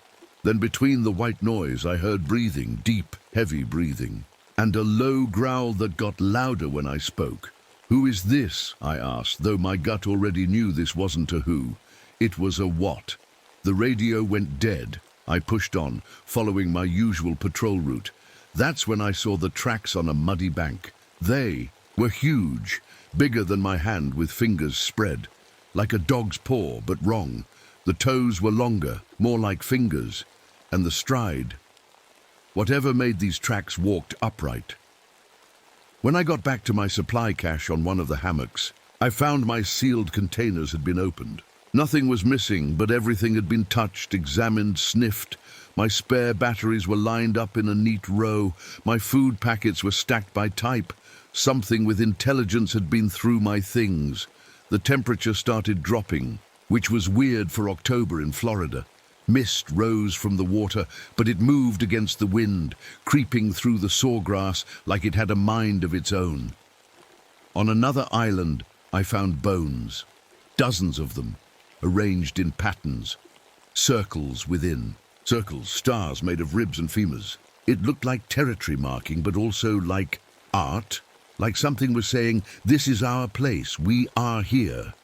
My compass started acting crazy whenever I pointed it toward certain areas. The needle would spin wildly like the magnetic field. It was all messed up. Those areas weren't on any of our maps. I checked my camera traps next. Every single one was destroyed. Not knocked over or damaged by weather, taken apart. The memory cards were gone, but the batteries were still there, placed carefully on the ground. Whatever did this wanted the pictures, but didn't need the power. As midnight got closer, I started seeing movement in the sawgrass. Not random, not wind, coordinated. Like several things were moving together, getting closer, tightening a circle around me. The howls started again, closer now. And in them, I swear, I heard my name, Marcus. That's when I knew. Whatever was out there, it wasn't just hunting me, it knew me. I turned off my airboat engine and just floated there, watching the sawgrass move in patterns that made no sense. The moon was so bright now it cast shadows sharp as knives. And in those shadows I saw them, eyes first. Glowing yellow, reflecting the moonlight like cat's eyes, but set higher off the ground than any Florida panther, way higher. These eyes were watching me from 7, maybe 8 feet up. Then came the shapes, big, massive, moving between the grass and trees like smoke. I counted at least 5 of them, maybe more. They were keeping their distance, but I could tell they were circling, getting into position. My mouth went dry. Everything my grandmother had told me, every weird death I'd investigated, every strange track I'd photographed, it all clicked together in my head like puzzle pieces. The largest shadow stepped into a patch of moonlight, and I saw it clearly. For the first time, it stood upright like a man, but that's where the similarity ended. Its head was all wrong, elongated like a wolf's, with a muzzle full of teeth that gleamed white in the darkness. The body was covered in dark fur, but muscled like a bodybuilder. And the hands, they had claws, long ones, but with thumbs. Actual thumbs. These things could grab, could hold, could use tools. As if to prove my point, I heard my airboat engine sputter and die. I hadn't touched it, but something had. When I looked back, I saw one of them pulling away from my boat, and in its hand, was a piece of my engine. They were working together, I realized. Like a wolf pack, but smarter, much smarter. One had disabled my boat while the others kept me distracted. Classic hunting strategy. The big one had to be the alpha, made a sound. Not quite a bark, not quite words, but something in between. The others responded immediately, shifting positions. They were talking to each other.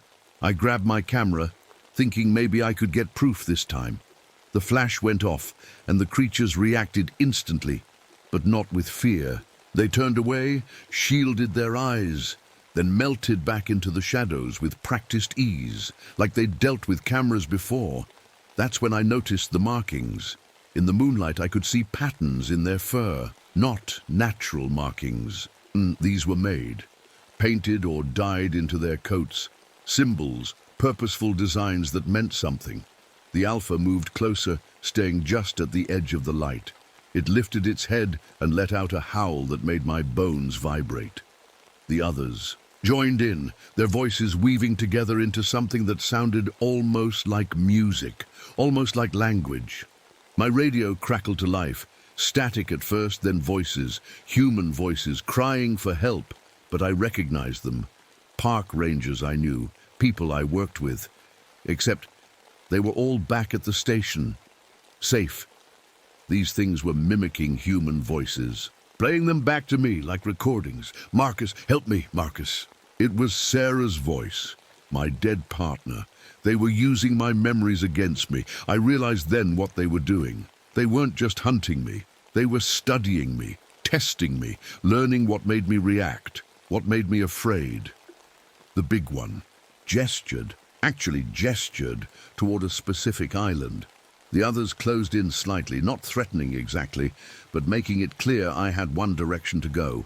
They were herding me, like wolves with a deer, pushing me towards something, and God help me, I had no choice but to go. I steered my dead airboat like a regular boat now, using a pole to push through the shallow water. The pack kept pace with me, some in the water, some on land. They moved, like shadows, barely making a splash or sound. The island they were herding me toward was different from the others.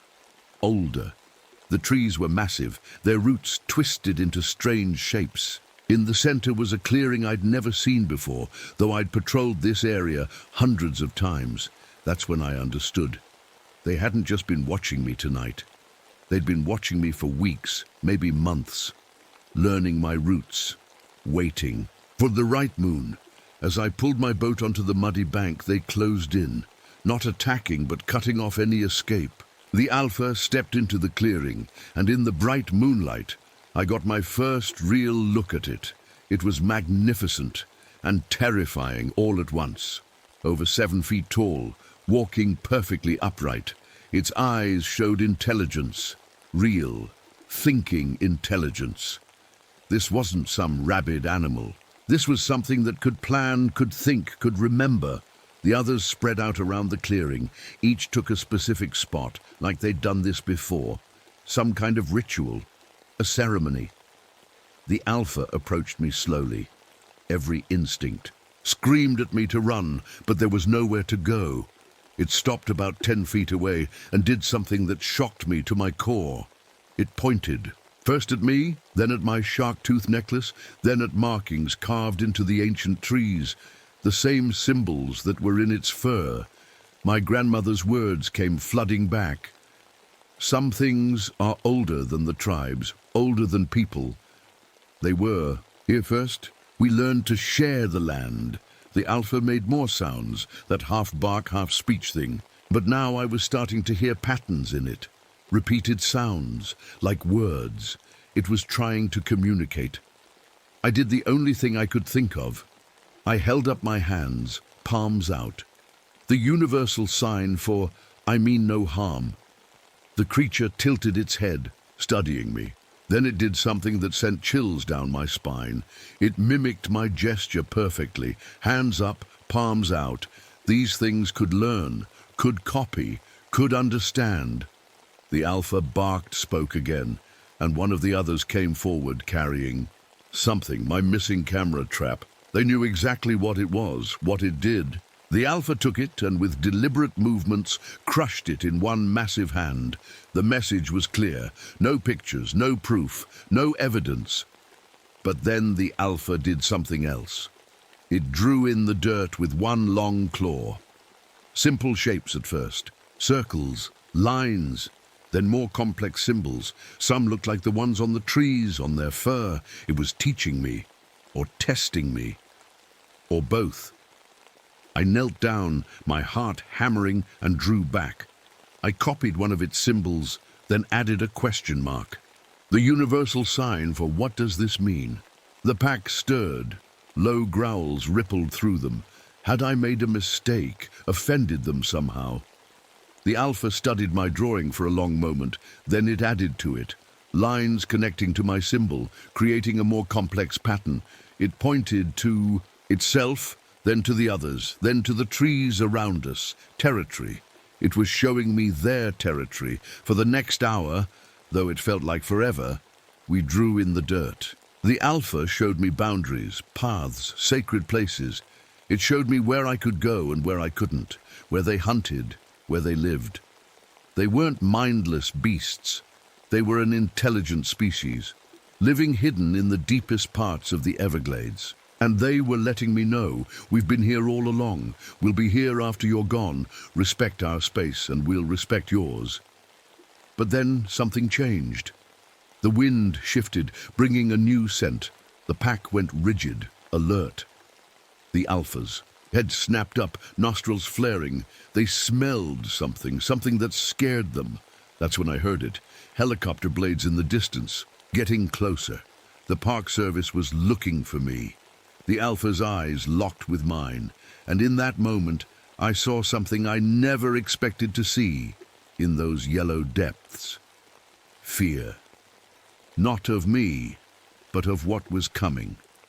The helicopter searchlight swept across the trees, getting closer. The other creatures began to pace, agitated, looking to their leader for guidance. The Alpha barked out sharp commands, and they started to scatter into defensive positions. I realized these things had been hiding successfully for who knows how long. Decades, centuries maybe. They knew how to avoid being seen, but now, because of me, they were exposed. The Alpha turned back to me. It could have run, could have left me here for the helicopter to find. Instead, it did something that still haunts me. It grabbed my arm, not roughly but firmly, and pulled me toward the deeper shadows of the trees. It was trying to hide me too. "No," I said, probably the first word I'd spoken in an hour.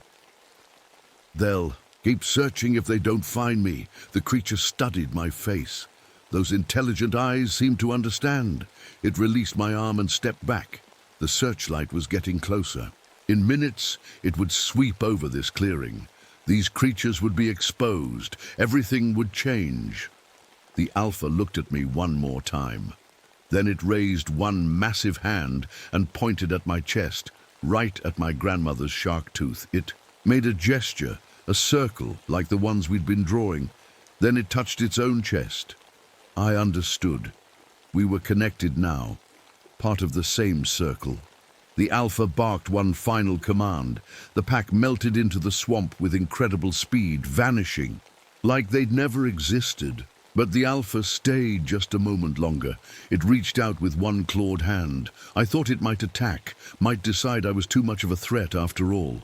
Instead, it grasped my hand, my left hand, in what was almost like a handshake.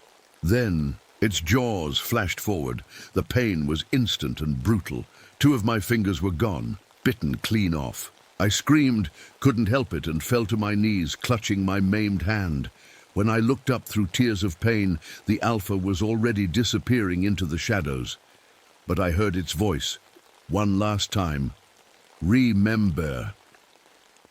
The words were garbled, barely recognizable, but they were definitely words. English words. The helicopter appeared overhead seconds later. The searchlight found me, and I heard voices shouting. They'd found me. They were rescuing me. As they lowered a harness, I quickly rubbed out our drawings in the dirt with my boot. No evidence, no proof, just like they wanted. At the hospital, they said a gator got me. Made sense. Happens to rangers sometimes. I didn't correct them. I still work for the Park Service, but I put in for day shifts now. I created a map, though, a secret one. It shows the territories they revealed to me that night. I monitor those areas, keep tourists away from them. Sometimes. Other rangers mention strange howls at night, weird tracks, equipment that goes missing and shows up later, taken apart and examined. I just nod and change the subject. I've made contact with some Seminole trackers, quiet men who know the old stories. We share information carefully.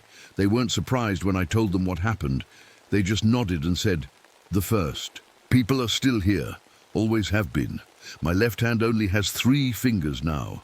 When people ask, I tell them about the alligator attack. It's a good story, believable. But sometimes, on full moon nights when I'm home safe, I'll hear howling in the distance. Not regular wolves. We don't have those in Florida. These howls are different, deeper. And if I listen carefully, real carefully, I can hear words in them. They're still out there, watching, waiting, protecting their ancient grounds. And every time I touch that shark tooth around my neck, I remember our agreement. They'll stay hidden and I'll keep their secret, because some things in this world need to stay mysterious. Some creatures deserve their shadows. And if you ever find yourself in the deep Everglades on a full moon night and everything goes quiet, the insects, the frogs, everything, just turn around and leave.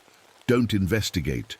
Don't take pictures. Some mysteries are better left alone. After all, we're not the only intelligent species on this planet. We're just the loudest.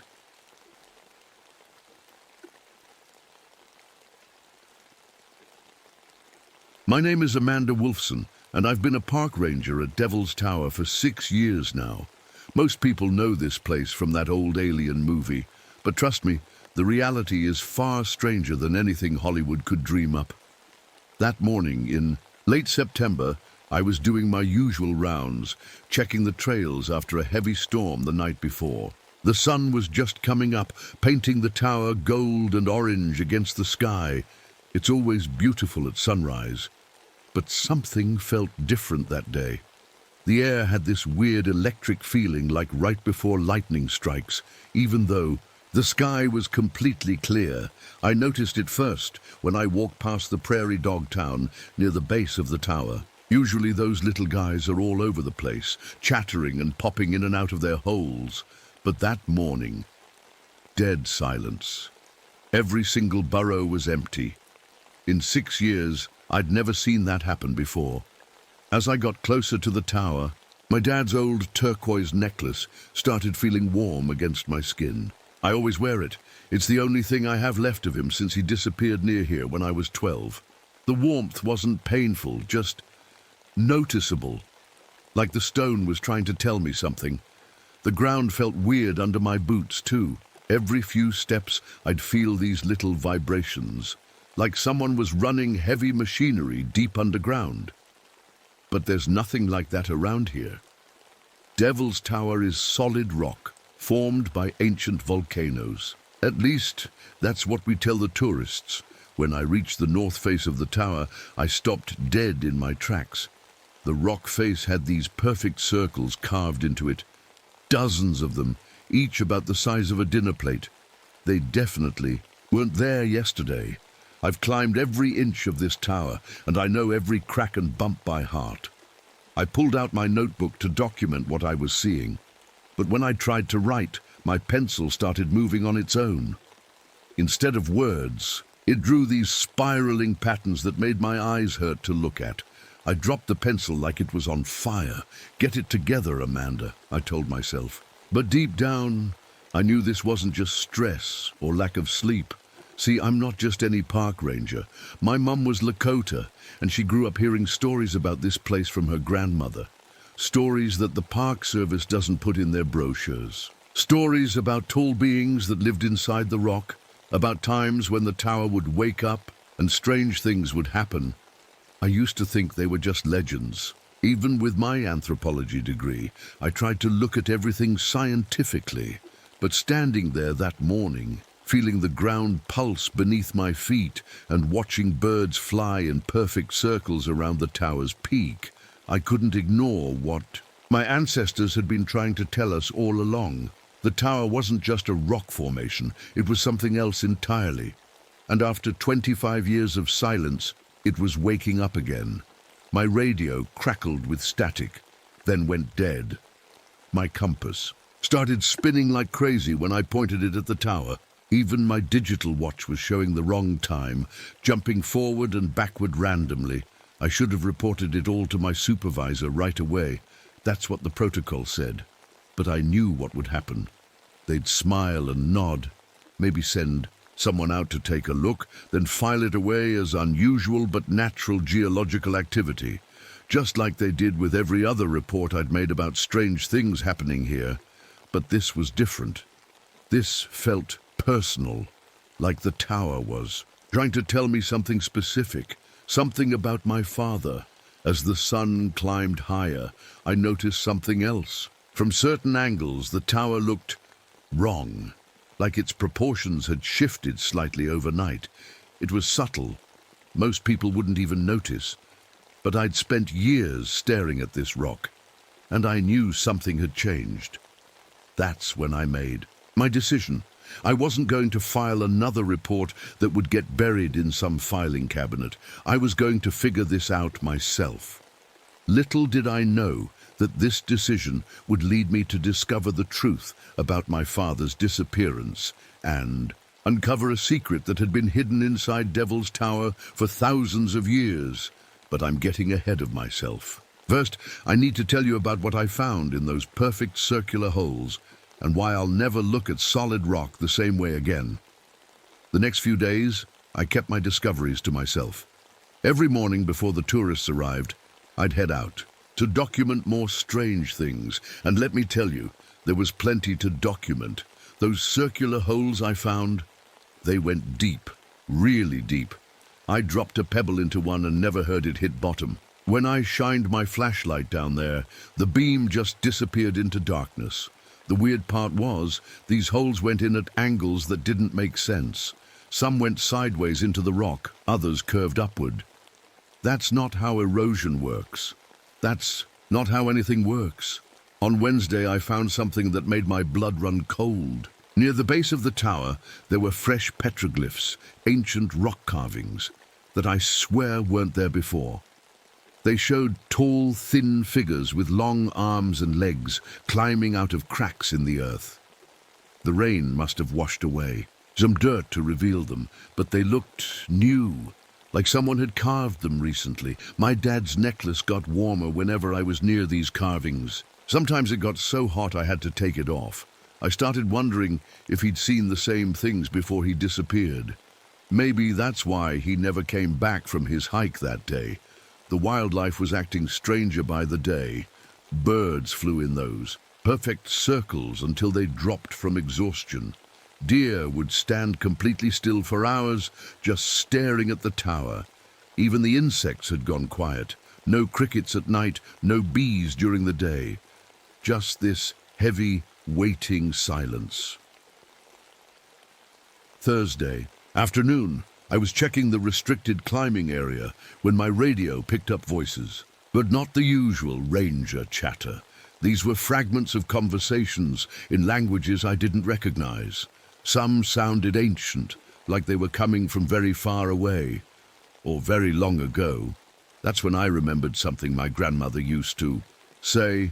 The tower remembers everything. It holds all the voices of those who came before. I thought it was just poetry back then. Now I wasn't so sure. That night, I couldn't sleep. I kept thinking about my dad, about the last time I saw him. He'd been acting strange for weeks before he disappeared, spending all his free time near the tower, taking notes in a journal he wouldn't let anyone read. Mom said he was obsessed. Now I understood why. Friday morning, I decided to check the park's old records. In a dusty storage room, I found a box of incident reports from the 1970s. My hands shook as I pulled out a file from 1977, the year my dad vanished. But it wasn't his disappearance report. It was from 3 months earlier, written by another ranger named Bill Morrison. He described the exact same things I was seeing: circular holes, strange vibrations, equipment failures. His last entry said he was going to investigate some unusual activity on the north face. Bill Morrison disappeared too, just like my dad, just like 7 other people over the last 100 years, all park employees or researchers. Always during times when these phenomena occurred, I was so focused on the files that I almost missed the sound at first. A low hum coming from somewhere inside the tower. It wasn't loud, but you could feel it in your bones, like the tower was breathing. That evening, just as the sun was setting, I saw something that changed everything. The tower's surface, that solid rock that had stood for millions of years, became transparent in places. Just for a few seconds, but long enough for me to see what looked like tunnels inside. Tunnels that shouldn't exist, and moving through those tunnels were shadows, tall, impossibly thin shadows. I knew then that all the tribal stories were true. The tower wasn't solid. It never had been. It was hollow, and something lived inside. Something that had been sleeping for a very long time. Saturday night, I made camp near the tower instead of going home. I told myself I was just being thorough, doing my job.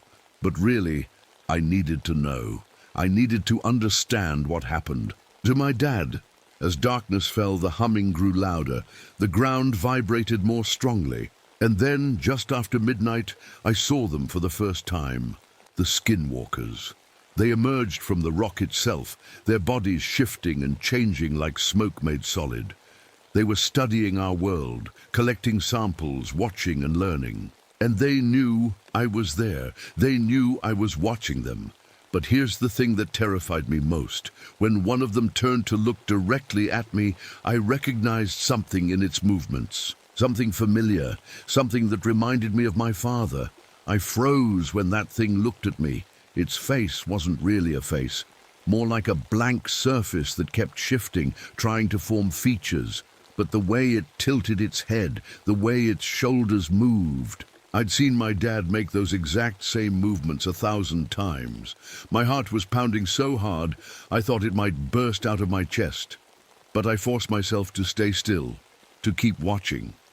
There were 5 of them, moving around the base of the tower like they were searching for something. They were incredibly tall, maybe 8 or 9 feet, with arms and legs that seemed too long for their bodies. Their skin looked like it was made of shadows that kept rippling and changing. One of them bent down and touched the ground. Where its fingers made contact, the solid earth turned liquid for a moment, then solid again. Another one was collecting rocks and plants, putting them into what looked like holes in its own body. They communicated without talking. Sometimes they'd face each other and their whole bodies would vibrate slightly, like tuning forks. Whatever they were saying, it was beyond human hearing. I carefully reached for my camera. I had to document this, even if no one would believe me. As I raised it to take a picture, all 5 of them stopped moving at once. Their heads all turned toward me in perfect sync. The one that moved like my dad started walking in my direction. Not walking exactly, more like flowing across the ground. As it got closer, its face began to change, becoming more human-like, more familiar. My dad's necklace started burning against my chest. Not warm anymore, actually burning. But I couldn't move, couldn't run. I could only watch as this thing approached. When it was about 10 feet away, it stopped. The surface of its face rippled, and suddenly I was looking at features I recognized. My dad's eyes, his nose, his slight smile that always tilted more to the left. But the proportions were wrong. Everything was too long, too stretched out, like someone had tried to recreate a human face from a description without understanding human anatomy. Amanda. The voice came from everywhere and nowhere at once. It wasn't quite my dad's voice. It had too many layers, like dozens of people speaking in unison. But buried in there, I could hear him. My throat was so dry I could barely speak. Dad! The thing tilted its head, that familiar gesture that was so painfully his. We knew you would come when the cycle began again, like we did, like others before us. Where have you been? My voice was shaking. We searched for you, for months. Inside, learning, becoming. The creature gestured toward the tower with those impossibly long fingers. They've been here so long, Amanda. Since before humans built cities, since before the first stories, waiting, watching, recording. Recording what? Everything, every civilization that rises and falls, every species that comes and goes. They are librarians of a sort. The other skinwalkers had gone back to their tasks, ignoring us. One was now examining a bird that had fallen from the sky, its long fingers carefully extending each feather. Why did you leave us? I asked, tears running down my face. Why didn't you come back? The thing wearing my father's face looked sad, or at least it tried to. We can't come back. Not as we were. The knowledge changes you. The understanding of what this world really is, what's underneath everything you think is solid and real. Once you see it, you can't unsee it. He reached out one elongated hand toward me. But you could join us, learn what we know, see what we've seen. The tower is waking up again, Amanda. The 50-year cycle is complete. Soon others will come to study this iteration of your civilization, to record, to preserve, before the next change. What change? I whispered. The one that's coming, the one that always comes. Your species is at a crossroads again. He gestured at the tower. Come inside. Let us show you. Let us teach you what your ancestors knew but forgot, what we tried to warn you about. My hand moved toward his without my conscious control. The necklace burned hotter. That's when I remembered my grandmother's last words to me before she died. When the tower calls, child, you must choose. Knowledge or life, understanding or remaining. You can't have both. I understood now what she meant. My father had chosen knowledge. He'd chosen to understand, to see beyond the veil of what we call reality. But at what cost? The thing wearing my father's face waited patiently, that alien hand still extended toward me. Behind him, the tower hummed with ancient power, its surface occasionally flickering to show glimpses of the impossible architecture within. I had to choose. Join my father in this terrifying evolution, or stay human and never truly understand. What happened to him? The burning necklace against my chest felt like my grandmother's hand, warning me I had to make my choice. My hand was inches from his when the ground started shaking. Not like a normal earthquake. This was different. The earth was moving in waves like water. The awakening accelerates. The thing that used to be my dad said, "Choose now, Amanda. Time grows short." But something didn't feel right. My grandmother's necklace wasn't just hot anymore. It was pulsing, like a heartbeat. And with each pulse, I remembered more of her stories. Stories about tricksters, about beings that offered knowledge but took everything in return. "Wait," I said, pulling my hand back. "If you're really my dad, tell me something only he would know." The creature's face flickered like a TV with bad reception. "We were fishing at Miller's Pond. You caught your first base. You were so proud." "No," I interrupted. "We never went to Miller's Pond. We fished at Crystal Lake, and I never caught anything. I was terrible at fishing." The creature's face went blank for a moment. Then it smiled, but it wasn't my dad's smile anymore. It was something else entirely. "Clever girl," it said. But now the voice was different too. Older, colder. "Your bloodline always was perceptive." The shaking got worse. Cracks appeared in the ground around us. The other skinwalkers gathered closer, forming a circle. I realized I'd walked right into a trap. "What did you do with my father?" I demanded. "He is with us, part of the collective, as you will be." "You're lying." The creature's form began to shift, growing even taller. "We don't lie, we preserve. Your father came willingly, seeking answers, just as you have." Suddenly, the rock beneath me turned liquid. I started sinking. The skinwalkers moved closer, their vibrating bodies making the air hum with energy. That's when the necklace did something impossible. It flashed with brilliant blue light, creating a protective circle around me. The liquid rock hardened instantly. The creatures recoiled, making sounds like metal scraping against glass. I didn't wait to see what would happen next. I ran. Behind me, I heard them pursuing. Not footsteps, but a rushing sound like wind through a tunnel. The ground kept trying to grab my feet, turning soft wherever I stepped, but the necklace kept pulsing with that blue light, keeping me one step ahead. I reached my jeep and fumbled for the keys. The engine wouldn't start at first. Electronics never work right when those things are around. On the third try, it roared to life.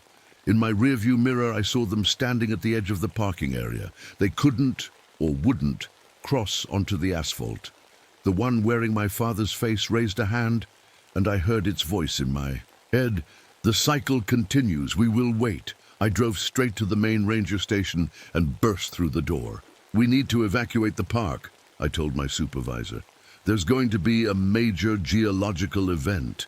He looked at me like I was crazy. "Amanda, what are you talking about?" I knew I couldn't tell him the truth. Not yet. "There are deep fissures forming around the tower. Unusual seismic activity. Please, just trust me on this." Maybe it was the panic in my voice, or maybe he'd noticed some of the strange things himself. But he made the call. Within hours, Devil's Tower was closed to visitors. That night, from the town of Sundance, 10 miles away, we saw the lights. Pillars of blue energy shooting up from the tower into the sky. The official report called it an unusual atmospheric phenomenon, possibly related to mineral deposits and electrical storms. But I knew better. The tower stayed closed for 3 months for geological assessment. When it reopened, everything looked normal. The circular holes were gone. No strange vibrations. No missing prairie dogs, like nothing had ever happened. I transferred to Yellowstone the next month. I couldn't stay there anymore, couldn't keep looking at that tower and wondering if my father was really inside, or if that thing had been lying. But here's what haunts me. I found similar reports from other sacred sites around the world. Uluru in Australia, Mount Kailash in Tibet, Sedona in Arizona. Every 50 years, the same phenomena, the same disappearances, the same offers of knowledge. My grandmother's necklace still burns sometimes, usually when I'm near certain rock formations.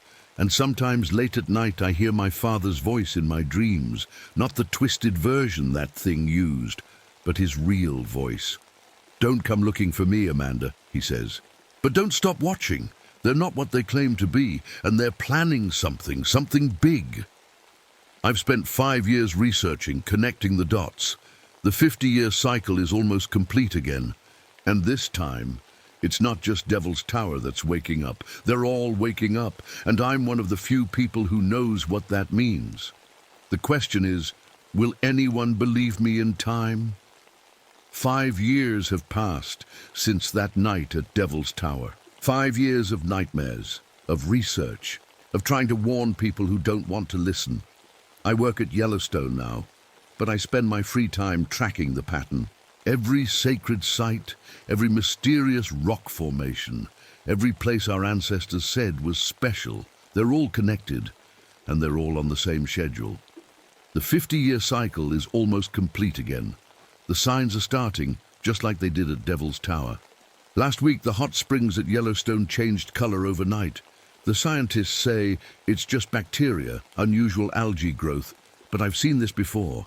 The water is responding to something deep underground, something waking up. My office is covered with maps, photos, witness reports. Red strings connect the dots between locations. Devil's Tower, Sedona, Mount Shasta, Uluru, Easter Island. All the places where people have vanished during these geological events. I thought I was crazy at first. Maybe I still am. But then the letters started coming. Letters from other rangers, other researchers, people who've seen things they can't explain. A geologist in Arizona who watched solid rock behave like liquid. A tour guide in Australia who saw shadows moving. Inside Uluru, a monk in Tibet who recorded the same low-frequency hum. Coming from Mount Kailash, we formed a network. We call ourselves the Watchers. Not very creative, I know, but it fits. We watch, we document, we prepare because something is coming. Something bigger than what happened at Devil's Tower. The Skinwalkers, or whatever they really are, they're not just studying us anymore. They're preparing for something. The great change, my father mentioned. 3 nights ago, my grandmother's necklace started burning again. Not just warm, but actually leaving marks on my skin. I knew what that meant. They were close. I was alone, in my cabin when I heard it. That familiar humming sound, not from outside, from below, from deep beneath the earth. I grabbed my emergency bag, the one I've kept packed for 5 years, and went outside. The moon was full, casting strange shadows across the forest. And there, at the edge of the trees, I saw them, 3 skinwalkers. But different from the ones at Devil's Tower, these were more refined, more human-looking, like they'd been practicing. Amanda Wolfson, one of them said. Its voice was almost perfectly human, almost. "We've been looking for you." "Why?" I asked, my hand instinctively going to the necklace. "Because you're the key. Your bloodline, your grandmother knew, your father discovered, and now you understand." "I don't understand anything," I said. "Yes, you do. You understand that we're not what we claim to be. You understand that this isn't about knowledge or preservation. It's about preparation. Preparation for what?" The creature smiled with its too perfect face. "For the harvest." My blood went cold. All those missing people, all those preserved minds. They weren't being saved or educated. They were being collected. Every 50 years, we gather the best minds, the strongest spirits, the ones who can see beyond the veil. the creature continued. We take them inside, merge them with our consciousness, use their understanding to refine our methods. Why? What are you preparing for? For when your species reaches the tipping point, when you either evolve or destroy yourselves, we'll be ready to guide the process. Guide it how? By replacing you, bit by bit, person by person, until humanity is something different, something that serves our purposes. I backed away slowly. My father figured this out, didn't he? That's why you couldn't just let him go. Your father was brilliant. He decoded too much too quickly, but he's part of us now, as you will be. That's when I remembered something. The blue light from my necklace at Devil's Tower. It had hurt them, driven them back. I gripped the necklace tight and concentrated, trying to remember my grandmother's prayers, her old songs. The necklace flared with blue light. The creatures screeched and recoiled. This is why we needed your bloodline, one of them hissed. You carry the old protections, the original defenses against us. I ran, again. But this time I wasn't running away. I was running toward something. Toward the truth I'd been seeking for 5 years. I made it to my car, to my computer, to my network of watchers. Within hours, I had sent out everything I knew, every piece of evidence, every theory, every warning. The creatures are patient. They've been doing this for millennia, but they made one mistake. They let me escape. Twice. Now I know what they are. I know what they want. And I know how to fight them. The blue light in my grandmother's necklace isn't just some family heirloom, it's a weapon, an ancient defense that our ancestors knew about and passed down through generations. The 50-year cycle ends next month. Sites all over the world are showing the same signs that Devil's Tower did 5 years ago. The skinwalkers are preparing for their biggest harvest yet, but this time we'll be ready for them. This time we know how to fight back, and I have a feeling I'm going to see my real father again soon. Not the twisted thing wearing his face, but the part of him that's still fighting from the inside. The part that sent me that warning in my dreams. Because if there's one thing I've learned, it's that consciousness can't truly be absorbed. Not completely. Somewhere in that collective, all those missing people are still themselves, still fighting, and we're going to get them back. All of them. The war for humanity's future is about to begin. And it starts at Devil's Tower, where it all began for me 5 years ago. This time I'm not running away. This time I'm going inside. I stand at the base of Devil's Tower now, 5 years after I first ran from this place. But this time, I'm not. Alone. 30 watchers from around the world stand with me, each wearing protective symbols from their own cultures. The tower is pulsing with that familiar blue energy. The ground trembles. The skinwalkers are already emerging from the rock face, but they seem confused. They didn't expect resistance. Ready? I ask the others. Ready, they reply in unison. I grip my grandmother's necklace. It's burning hot, but I don't let go. Around me, my fellow watchers hold their own protections. A Maori jade pendant, an Aboriginal carved stone, a Tibetan prayer wheel, a Native American medicine bundle. The skinwalkers approach, led by the creature wearing my father's face. You cannot stop the harvest, it says. We are eternal. We are patient. Maybe, I say, but we're not alone anymore, and we're not afraid. I close my eyes and begin to sing my grandmother's prayer song. One by one, the other watchers join in with their own sacred words. Our different languages blend together, creating a harmony that makes the air itself vibrate. The necklace flares with brilliant light. Not just mine. All our protective items begin to glow. The light connects between us, forming a web of ancient power. The skinwalkers screech and retreat back toward the tower, but something unexpected happens. The light from our protections begins to reach inside the rock itself, into those impossible tunnels, and then I hear it. Voices, human voices, calling out from inside the tower. Amanda, It's my father's voice, his real voice. We're still here. All of us. Help us. The Skinwalker's leader turns to me, and for just a moment, its alien features flicker. I see my real father's face underneath, fighting to break through. Amanda, he gasps. The light. It's breaking their hold. Keep singing. We sing louder. The light grows brighter. The tower itself begins to crack, and then, one by one, people start emerging from the rock. Not skinwalkers, real humans, confused, frightened, but alive. My father stumbles out, aged but himself again. Dad! I run to him, still singing, still holding the burning necklace. He hugs me tight. You did it, baby girl. You figured it out. The old protections, they knew. Our ancestors knew how to fight them. Around us, more people emerge. Rangers, researchers, tourists, all the missing souls from the last 50 years of harvests. The skinwalkers are retreating deeper into the tower, their forms becoming less and less human as our light drives them back. They're not gone, my father warns. They'll never be gone completely. They're too old, too deeply rooted in this world.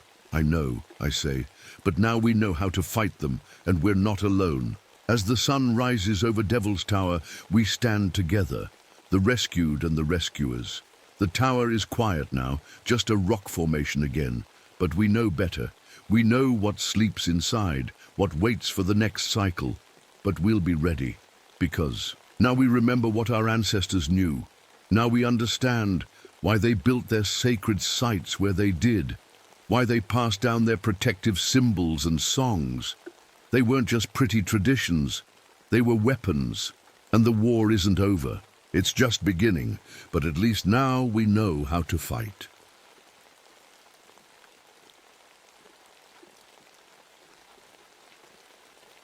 My name is Martin Blackfeather, and I've been a park ranger in Glacier National Park for 30 years, but nothing in all that time prepared me for what I found in the summer of 1981. It started like any other morning. I woke up in my cabin at the edge of the park, made some coffee, and looked out at the mountains. The peaks were sharp against the blue sky, their snow caps shining in the early sun. At 7,000 feet up, the air was thin but clean. It smelled like pine trees and melting snow. I loved these quiet mornings. Just me, the whistling marmots, and the sound of streams far below. But something felt different that day. I couldn't put my finger on it at first. As I hiked my usual trail through the wildflower meadows, I noticed things weren't right. The birds were too quiet. The deer I usually saw drinking at Miller Creek were gone. Even the chipmunks, always chattering and running around, had vanished. Then I saw the trees, deep claw marks scratched into the bark, way too high for any bear to reach. These marks cut deep into the hard wood, like something with incredible strength had dragged its claws down the trunk. I've seen bear marks, mountain lion marks, but these were different. The temperature dropped suddenly. One minute it was a warm summer morning. The next, it felt like winter had returned. 20 degrees colder in just minutes, even though the sky was still clear. That's not normal, not even in the mountains. I knelt down to examine some tracks in the mud near a creek. My heart started beating faster. The prints were huge, bigger than any bear paw I'd ever seen. But they weren't bear tracks. They looked almost human, like someone with giant feet had walked through here, but the stride was all wrong. Whatever made these tracks walked differently than any person. I pulled out my notebook and started sketching the prints. That's when I noticed something that made the hair on my neck stand up. The tracks didn't just pass through the area. They made a complete circle around where I was kneeling. Whatever left these prints had walked all the way around me while I was working, and I never heard a thing. The mountains had always been my home. My people, the Blackfeet, have lived here for thousands of years.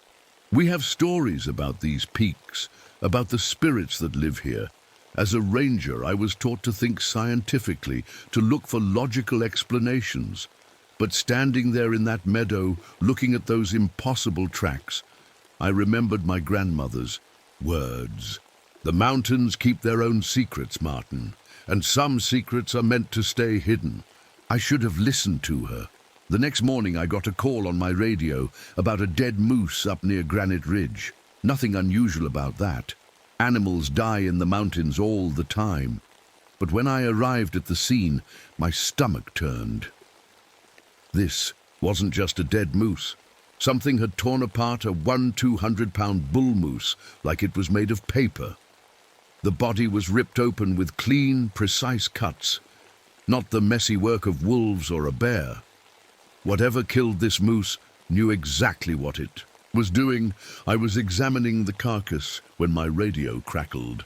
But instead of dispatch, strange sounds came through, deep guttural noises that made my skin crawl. They weren't static or interference. They sounded alive. Dispatch, this is Ranger Blackfeather. Are you reading me? More of those sounds, like growling but different, like something trying to speak. I switched off my radio and looked around. The forest was too quiet again. Even the wind had stopped.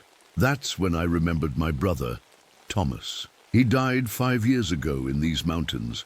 A climbing accident, they said. But he'd told me something the night before he died. "Martin," he said, "I saw something up there today. Something that shouldn't exist." I never got to ask him what he meant. Over the next few days, I found more strange things. Mountain goats gathered in places they'd never go, like they were running from something. Eagles circled but wouldn't land. And the strangest thing, my grandmother's old compass, the one that had worked perfectly for 50 years, started pointing in the wrong direction whenever I got near certain spots. Then I found the research. Camp 4 scientists from the university had been studying glaciers up here. Their tents were shredded, equipment scattered everywhere, but no bodies, no blood, just their cameras smashed to pieces and their notebooks with the last few pages torn out. I radioed it in and waited for the search teams. While I waited, I looked around more carefully. That's when I saw it, a tuft of coarse, dark hair caught on a branch. It wasn't from any animal I knew. It was too thick, too long. I put it in an evidence bag, but my hands were shaking because I was starting to think about the old stories my grandmother used to tell. Stories about the hairy ones who lived in the high places, who walked like men but weren't men. Stories I'd always thought were just legends.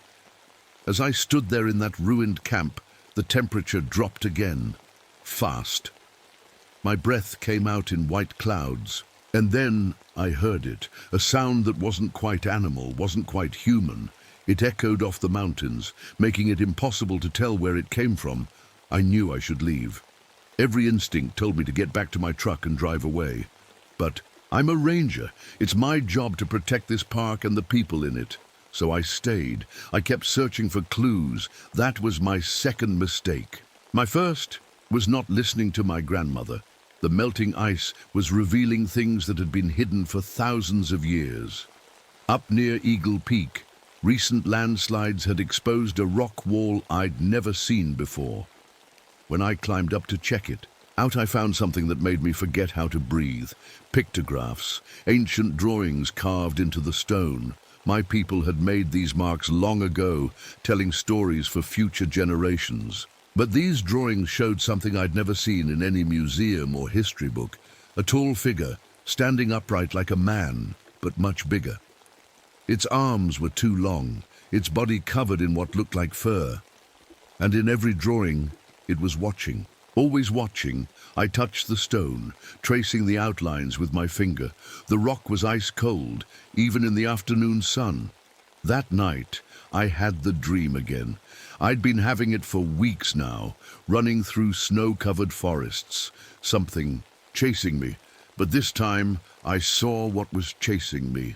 It was the creature from the pictographs. I woke up sweating, even though my cabin was freezing. Something was scratching at my door.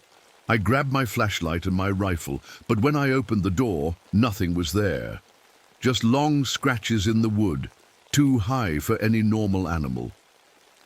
The next day, I decided to check out some caves that had appeared after the ice melted.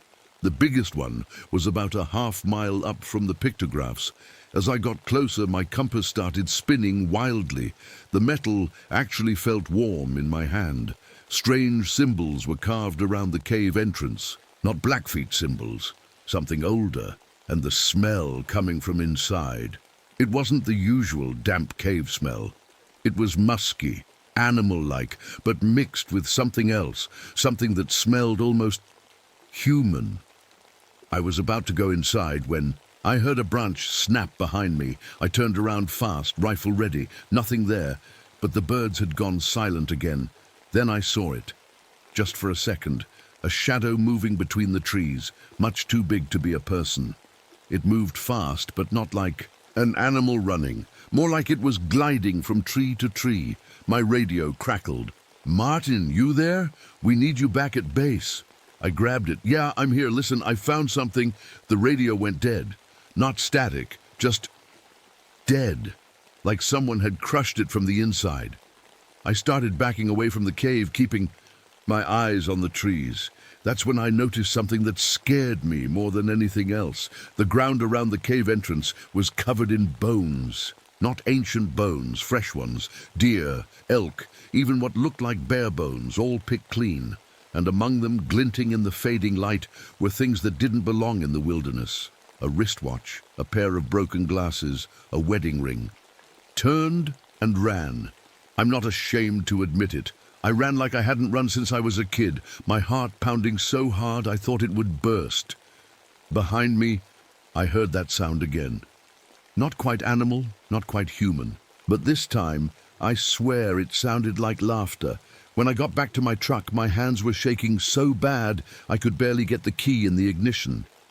I looked in the rearview mirror as I drove away, and there, standing at the edge of the trees, was a figure, tall, covered in dark fur. Watching me leave, I knew then that everything was about to change. The mountains had kept their secret for thousands of years. Now that secret knew I was looking for it, and it was looking for me too.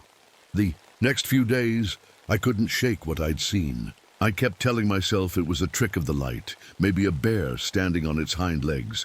But I knew better. Bears don't laugh. Bears don't leave wedding rings by cave entrances. I was filling out reports at the ranger station when my boss, Jim Hawkins, walked in. "Martin, what's this about you requesting aerial surveys of the North Face? The wildlife patterns are all wrong," I said. "And after that research team disappeared, they didn't disappear. They probably got lost in the storm, and we'll find them when the snow melts." He looked at my desk, covered with maps and old Blackfeet texts. "What are you really looking for?" I almost told him. Almost said the words.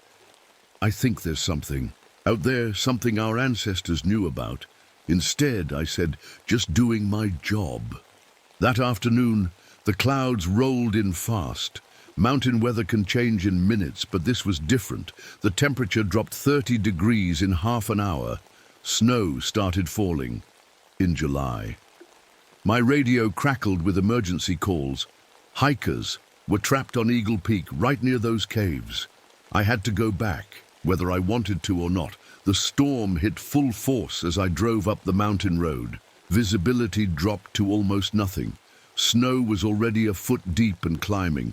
I parked as far as I could go and started hiking. That's when I heard the knocking. It started soft. Tap, tap, tap, tap. Then it came from another direction. Then another. Like something was using the trees to send messages. The pattern was too regular to be random branches hitting each other. I kept moving toward the hiker's last known position. The wind was howling now, but through it, I could hear those strange sounds again. Not animal, not human, something else. Then I fell into the snow. No, not into, through. I landed hard in some kind of cave or tunnel.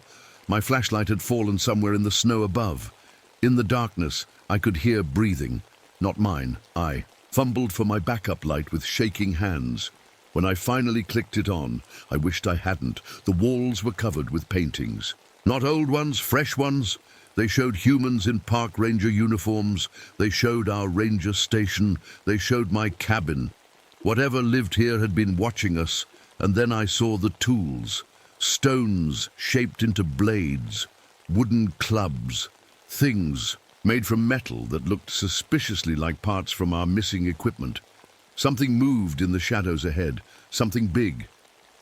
I turned my light toward it, and for the first time, I saw it clearly. Over 10 feet tall, covered in dark, matted fur. Its face was almost human, but not quite. And its eyes, those eyes held intelligence, real intelligence. We stared at each other for what felt like hours, but was probably seconds. Then it did something that scared me more than if it had attacked. It spoke, not in English, not in any language. I knew, but the sounds had rhythm, pattern, meaning. It was trying to communicate. I remembered something my grandmother taught me, a gesture of peace from our old ways. Slowly, carefully, I made the sign with my hands. The creature tilted its head. Then, just as slowly, it made the same gesture. Back my heart was racing, but not from fear anymore. This was a moment no other human had experienced. First contact with a species we'd thought was just legend. Then I heard voices above, the lost hikers calling for help. The creature heard them too. It looked at me, then up at the cave entrance. It was warning me about something. I knew I had to make a choice. I could try to capture evidence of this creature, become famous, have my name in science books, or I could keep it secret. The creature reached down and picked up something from the cave floor. It was a small carved stone, shaped like the figures in the pictographs. It held it out to me, a gift, or maybe a message. I took it and nodded. The creature stepped back into the shadows and disappeared. When I climbed out to help the hikers, the storm was already breaking. We made it back safely, and I filed my report, but I didn't mention the cave. I didn't mention the creature. Some secrets are meant to be kept. Some mysteries are better left unsolved, and sometimes the old ways are the wisest ways. The hikers were safe, but I couldn't stop thinking about what happened in that cave. The carved stone sat heavy in my pocket, warm against my leg, even in the cold. 3 days later, another storm hit. This one was worse, a full blizzard in the middle of summer. The weather service couldn't explain it. I knew I had to go back. Up the mountain to check on the remote weather stations. Bad decision. Halfway up Eagle Peak, the storm turned violent. Snow coming sideways, wind screaming through the trees. I could barely see my own hands. Then my snowmobile died. Just stopped, like something had drained all the power from it. I tried my radio. Dead. My GPS. Dead. Even my flashlight flickered and went out. Though I'd just put in fresh batteries that morning, the temperature was dropping fast. I needed shelter, or I'd freeze to death. Through the white chaos, I spotted what looked like a cave entrance, not the same one as before. This was higher up the mountain. I stumbled inside, shaking snow off my jacket. As my eyes adjusted to the darkness, I realized this wasn't just a cave, it was a tunnel system. And it wasn't natural. Someone or something had carved these tunnels. I had to keep going deeper to escape the wind. That's when I started seeing things that shouldn't exist. Sleeping areas padded with pine branches and fur, stone tools arranged on natural shelves, paintings on the walls showing the history of these creatures, how they'd lived here long before humans came. And then I saw the bones. Human bones. Old ones from settlers maybe, newer ones too. Hikers who'd gone missing over the years.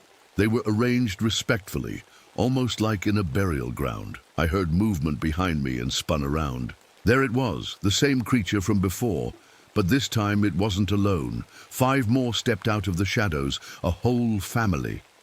One was clearly older, with silver in its fur. 2 were smaller, teenagers maybe. They all had those same intelligent eyes. The first one, the one I'd met before, stepped forward. It pointed at the carved stone in my pocket, then at the walls around us. It was trying to tell me something. I looked closer at the cave paintings. They showed these creatures living peacefully until humans came with guns and traps. they showed. Families being hunted, killed. They showed the survivors fleeing higher into the mountains, learning to hide, to avoid contact. But they also showed something else. Sometimes a human would come who was different, who showed respect, who kept their secret. Those humans were marked with a special symbol, the same symbol on the stone in my pocket. The older creature approached me. Its movements were slow, careful. It reached out one massive hand and touched my chest right over my heart. Then it pointed to the cave entrance. The storm was getting worse. If I went back out there, I might die. But if I stayed, I'd be crossing a line no human had crossed before. That's when I heard it. A crack, then a rumble. Avalanche. The entrance to the cave was about to be buried. The creatures moved fast. The younger ones grabbed my arms, not roughly, but firmly. They knew these tunnels. I didn't. If I wanted to live, I had to trust them. We ran through the tunnels as the mountain shook above us. Snow and rocks crashed down, sealing the way we'd come. But they kept pulling me forward deeper into their world. Finally, we stopped in a large chamber. Firelight flickered from some kind of natural chimney. The walls were covered with generations of their history. And in the center of the room was something that took my breath away. A map, not paper, carved in stone. It showed the entire mountain range, but with details no human map had ever captured. Secret valleys, hidden caves, underground rivers. And marked clearly were the territories. Human spaces and their spaces. The older creature pointed to areas on the map, then to me. It was showing me the boundaries, the places where our worlds could overlap and the places that must remain theirs alone. I understood. This wasn't just about them staying hidden. It was about balance, about two intelligent species learning to share the same mountains. For the next 6 hours, while the blizzard raged outside, I sat with these beings that shouldn't exist. They showed me their tools, their art, their ways of surviving in the harsh mountain environment, and I shared what I could about my world, though I sensed they already knew more about us than we'd ever know about them. When the storm finally broke, they led me to a different exit, one that opened near a ranger trail. Before I left, the older creature gave me something else, a larger stone, carved with intricate symbols, a map of the safe passages through their territory. As I stepped out into the morning sun, I turned back.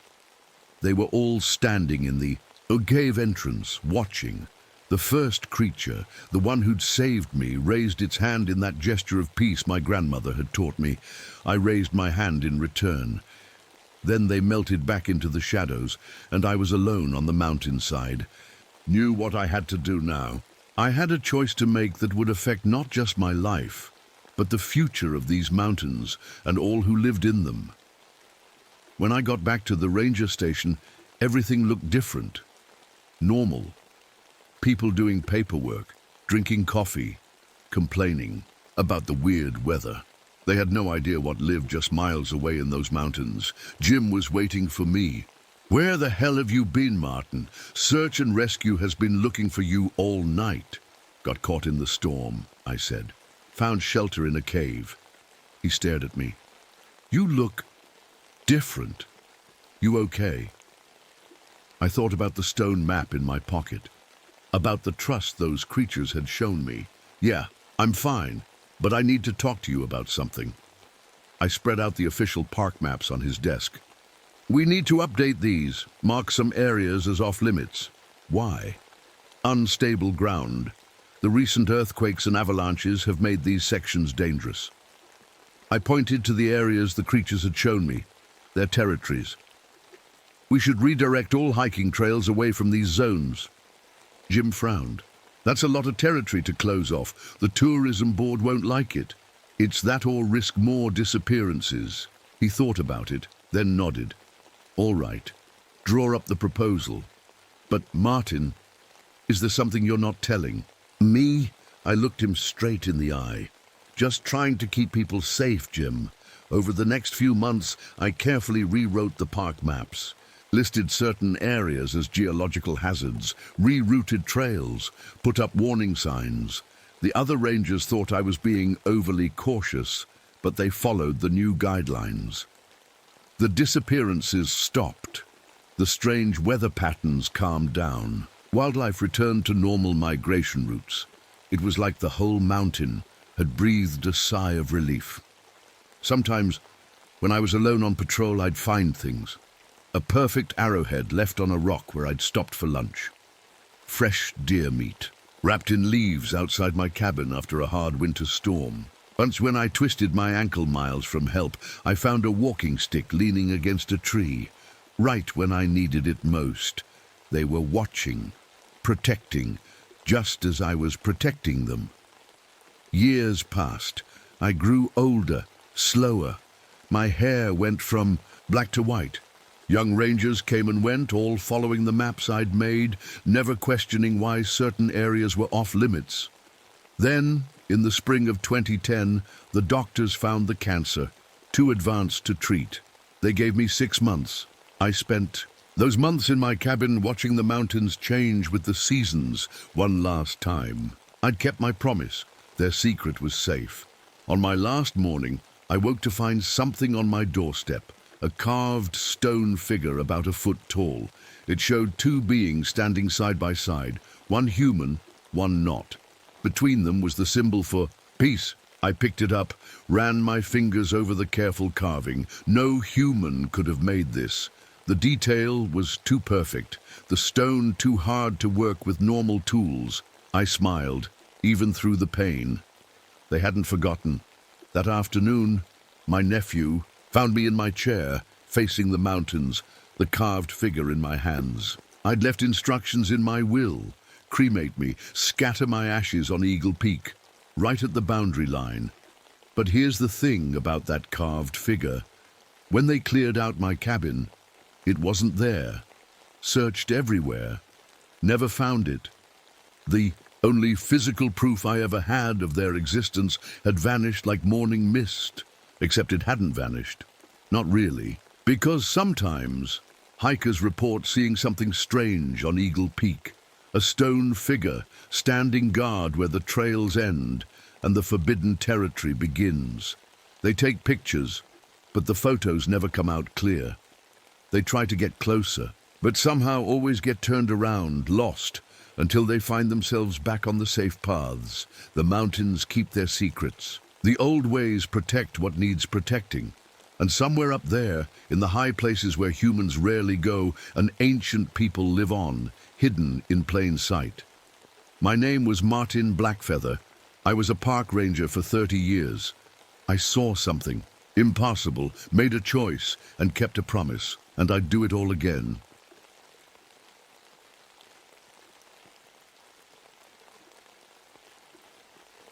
My name is Josephine Reynolds, but everyone calls me Joe.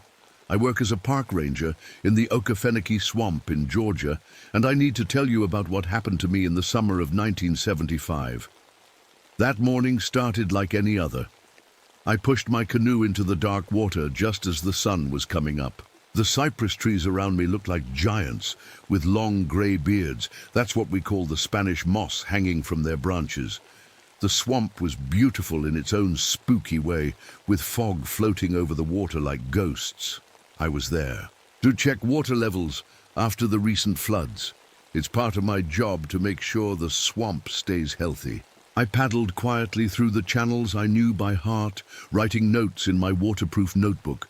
The swamp is never quiet. There's always something making noise. Frogs croaking, birds calling, insects buzzing. It's like nature's own orchestra that never stops playing. But that morning, as I turned into a remote channel few people knew about, something strange happened. Everything went silent, not normal silent, like when a predator is nearby. This was different. It was like someone had switched off all the sounds of the swamp. No frogs, no birds, not even the buzz of mosquitoes around my head. Then the fog came. Now, fog in the Okefenokee is normal, but this fog was thick, so thick I could barely see past the front of my canoe. It rolled across the water like a white blanket covering everything. I kept paddling, but slower now, being careful not to hit any cypress knees. Those are the woody bumps that stick up from the water around the big trees. They looked extra creepy in the fog, like fingers reaching up from under the water. That's when I noticed the water was acting strange. I've spent enough time in swamps to know how water moves. It follows currents, makes little swirls around obstacles. But this water was moving in perfect circles, going against the current. Round and round like something big was swimming underneath, making whirlpools. I dipped my testing kit in the water. The swamp water here is usually acidic. That's normal, it's from all the dead plants. But my test showed this water was alkaline. That's not right at all. And when I looked closer, I could see dead plants floating around my canoe. Something had killed them. And recently, as I paddled forward, the plants in the water kept moving apart in front of my canoe. Not like when you push through them, more like something under the water was clearing a path for me, or maybe following me. Then came the smell. Now swamps always smell a bit like rot. That's just dead plants breaking down. But this was different. Mixed in with the normal swamp smell was something else. Something metallic like pennies, and it was getting stronger. I knew then that I should turn back. My gut was telling me something was very wrong in this part of the swamp, but I'm a scientist, and scientists investigate strange things. I wish now that I had listened to my gut. I kept going forward into that thick fog, toward whatever was waiting. For me in the mist, I should probably tell you a bit about myself. I'm 34 years old, and I used to be a marine biologist. That's someone who studies ocean life.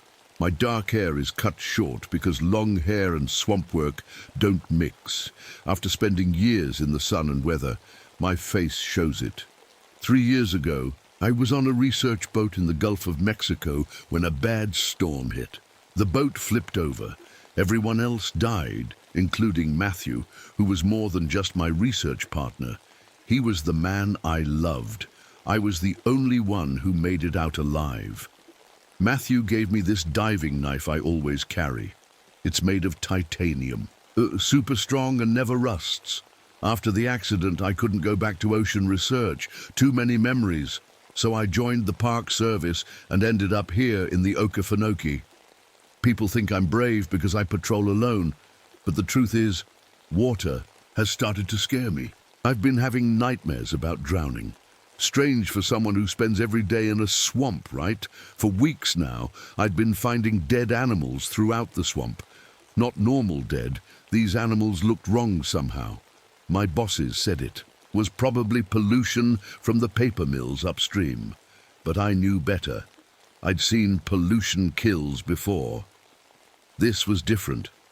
As I paddled deeper into that foggy channel, my grandmother's old stories came back to me. She was Cajun, from Louisiana, and she used to tell me about swamp spirits and creatures that lived in the dark water. I'd always thought they were just stories to scare kids. Now I wasn't so sure. That's when I found the fishing boat. It was half sunk, tilted sideways in the water. I paddled closer to check it out. The bottom of the boat had a huge hole punched through it. Not torn or broken, punched, like something strong had pushed right through the metal from underneath. I grabbed my radio to report it.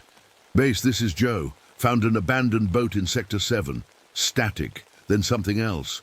It sounded like gurgling, like someone trying to talk underwater, and beneath that whispers that made the hair on my neck stand up. Base, do you copy?" More. Static, more gurgling. I turned the radio off. Dead fish started floating up around my canoe, lots of them. Their bodies were twisted, bent in ways fish shouldn't bend, like something had squeezed them too hard. I paddled to a muddy bank to get a better look around. That's when I saw the marks in the mud. Big, round dents, like something huge had crawled out of the water. The dents were fresh. Water was still seeping into them. My compass started acting crazy. The needle spun around and around like it couldn't find north. I'd never seen it do that before. There was no storm, no power lines nearby, nothing that should mess with a compass. Then the water got cold, really cold. In the middle of a Georgia summer, the swamp water turned ice cold. Steam rose. Up where the cold water met the warm air, I noticed something shiny caught on a low branch. I paddled over and pulled it free. It was a scale, like from a fish or reptile, but huge, bigger than a dinner plate. When I held it up to the light, it shimmered with colors like a rainbow. I'd never seen anything like it. That's when something bumped my canoe from underneath. The hit was hard enough to almost tip me over. This part of the swamp was shallow, too shallow for big gators. Whatever hit me was big, and it wasn't supposed to be here. I steadied myself and looked down into the dark water. Nothing, just my own reflection staring back at me. Then I saw the tackle box on a tiny island nearby. It looked new, not weathered. Inside, I found fishing gear and some photos. The pictures showed something large, moving under the water. Just a dark shape, but massive. On the back of one photo, someone had written, "It's real, God help us." The sun was starting to set. That's when the water began to glow. Not everywhere, just in spots. Like someone had dropped glow sticks in the swamp. The light pulsed in patterns, almost like it was trying to hypnotize me. I couldn't look away. I knew then that I was in serious trouble. Whatever was in this swamp with me, it wasn't just an animal. It was something else, something smart, and it knew I was here. Then I saw it. At first, it was just a shadow moving under my canoe. But this shadow was huge, at least 30 feet long. As it passed beneath me, I could make out more details. It had a long, snake-like body, but with arms or tentacles, I couldn't tell which. The whole thing moved like it was one creature, but also like it was many creatures working together. The thing rose up from the water about 20 feet away, just its head and neck at first. In the fading light, I could see scaly skin that looked both reptilian and somehow human. But it was those eyes that really got me. Bright yellow, glowing like flashlights, and they were looking right at me. It was smart. I could see it in those eyes. This wasn't some dumb animal. It was thinking, planning. The creature started moving. The water around my canoe. Not splashing, but actually controlling the water, making it swirl and flow in ways that didn't make sense. Soon I was caught in a whirlpool of its making, being pulled in circles. I tried to paddle away, but it was like the thing knew the swamp better than I did. Every channel I tried to escape through, it would block. Every time I thought I found a way out, it would appear in front of me. It was herding me, pushing me toward a dead-end channel where fallen trees blocked the way. The creature kept doing this thing with lights under the water. The glowing would pulse in patterns that made my eyes heavy, made me want to stop paddling and just watch.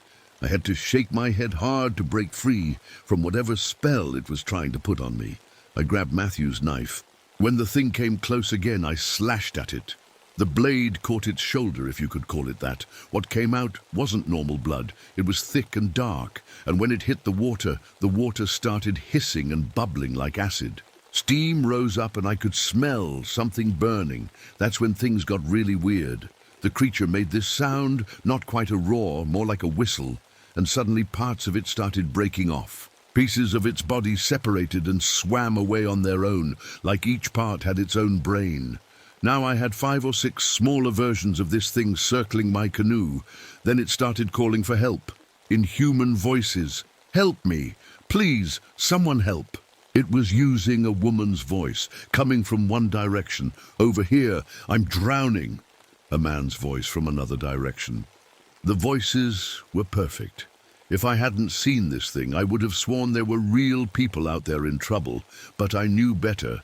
This creature was trying to confuse me, make me paddle toward its main body. I kept moving, trying to find a way out of this nightmare. But everywhere I turned, there it was. It knew every shortcut, every hidden channel. It had probably been living in this swamp for hundreds of years. That's when it hit me. All those stories my grandmother told me. All those people who went missing in the Okefenokee over the years. People always blamed it on getting lost, or alligators or quicksand. But it wasn't any of those things. It was this creature. This thing had been hunting in these waters for generations, and now It was hunting me. Night fell fast in the swamp. With no moon and thick fog, it got so dark I couldn't see my own hands. The creature started ramming my canoe harder, each hit making the boat crack and splinter. Water started seeping in through the damaged wood. I had no choice. I paddled hard toward a tiny island I'd seen earlier, just a small patch of mud and grass sticking up from the water. As soon as I reached it, the creature smashed my canoe to pieces. Now I was stuck. The island was maybe 10 feet across. Not much, but it was land. The creature couldn't come up here. At least I hoped it couldn't. I remembered something from my biology training. Some plants in the swamp have oils that water creatures don't like. I gathered what I could find, wild mint, some pepper vines, and crushed them together. The smell was strong. I spread the mixture around the edge of my little island. It worked, sort of. The creature would swim close, then back away when it smelled the plants. But I knew this wouldn't last long. The fog got thicker, and soon I couldn't even see the stars. It was like being inside a dark box. All I could hear was the creature moving in the water around me, circling, waiting. I had 3 emergency flares in my vest. When the creature got too close, I lit one and held it out over the water. The bright red light made the thing scream, a sound like metal scraping on metal, and dive deep. Fire. It didn't like fire. I gathered dry grass and small sticks from the island. Using pages from my notebook, I made several small torches. When I lit them and placed them around the edge of the island, the creature stayed further back. But I didn't have much to burn, and dawn was still hours away. As the night wore on, the creature got more aggressive. It was learning that my fire supplies were running low. Its attacks came faster, testing my defenses. Then I noticed something. When it came near my torches, I could see a spot on its body that glowed brighter than the rest, right where what might be its heart would be. Or maybe its brain. Every time it moved, this spot pulsed with light. I had 1 flare left and Matthew's knife. I waited, watching that glowing spot, planning my move. The creature rushed the island again. This time, instead of just waving the flare, I threw it right at that glowing spot. The flare hit dead center. The creature thrashed wildly, churning the water into foam, but it wasn't done. It made that whistling sound again, and suddenly smaller versions of itself, maybe its babies, came swarming out of the water. Dozens of them, each about the size of a large dog, started crawling up onto my island. I was out of options. Then I remembered something about this type of island. The ground wasn't really solid. It was made of peat, dead plant matter that had built up over centuries. Peat has methane gas trapped inside, very flammable. Using my last match, I lit a torch and shoved it deep into the ground. The peat caught fire instantly. Within seconds, the whole island was burning from underneath, jets of flame shooting up through cracks in the earth. The small creatures fled back to the water. The big ones circled frantically as my island turned into a bonfire. I had to get off, but where could I go? Then I saw them, cypress trees growing close together in the water. Their roots made a maze under the surface. If I could swim through the roots, maybe I could hide, find my way to shore. I took a deep breath and dove into the dark water. Swimming blind through those roots was the scariest thing I've ever done. The water was full of ash from the burning island. I couldn't see anything. My lungs burned for air. Just when I thought I'd have to surface, I felt something grab my leg. Teeth or claws, I couldn't tell which, sank deep into my flesh. The pain was incredible. I kicked hard with my other leg and felt it connect with something solid. The grip loosened just enough for me to pull free. I burst out of the water among thick reeds, gasping for air. Blood poured from my leg, or what was left of it. Everything below my knee was gone. Somehow I dragged myself through the shallow water to solid ground. Behind me, I could hear the creature thrashing in the water, but it couldn't follow me into the reeds. It was too big.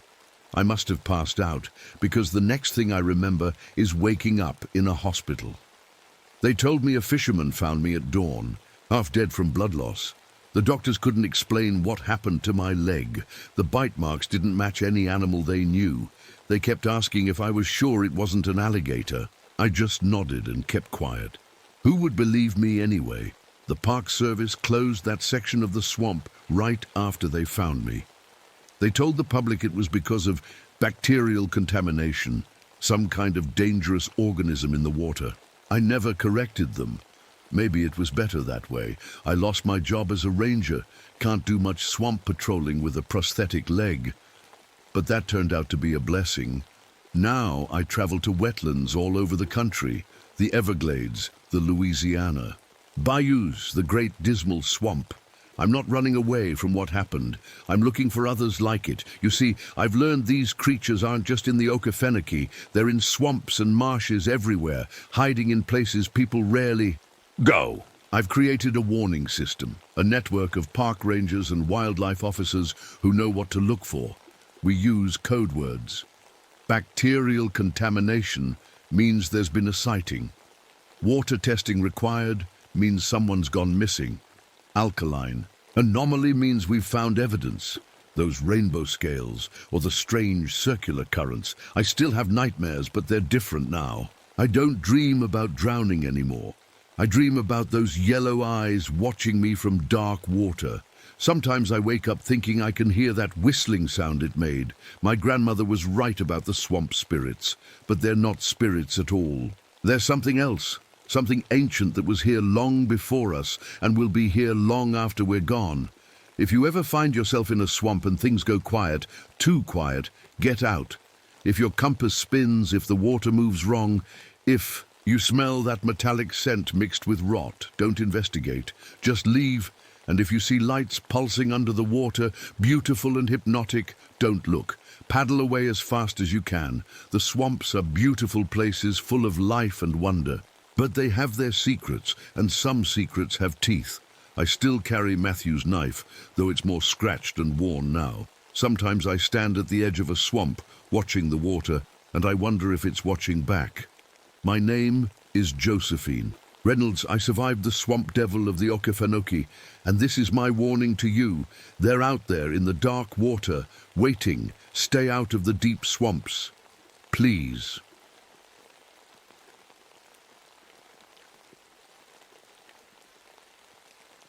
My name is Victor Nakamura, and I've been a forest ranger in Allegheny National Forest for 3 years now. Before this, I worked search and rescue in New York City. But after 9/11, after losing my K9 partner Rex in a building collapse, I needed to get away from the noise, the crowds, the constant sirens. The forest seemed like the perfect place to find some peace. That morning in October 1989, I was out doing my usual rounds after a big storm had blown through. The air was thick with mist that clung to everything like wet cotton. You know those mornings when the fog is so heavy you can barely see 20 feet ahead.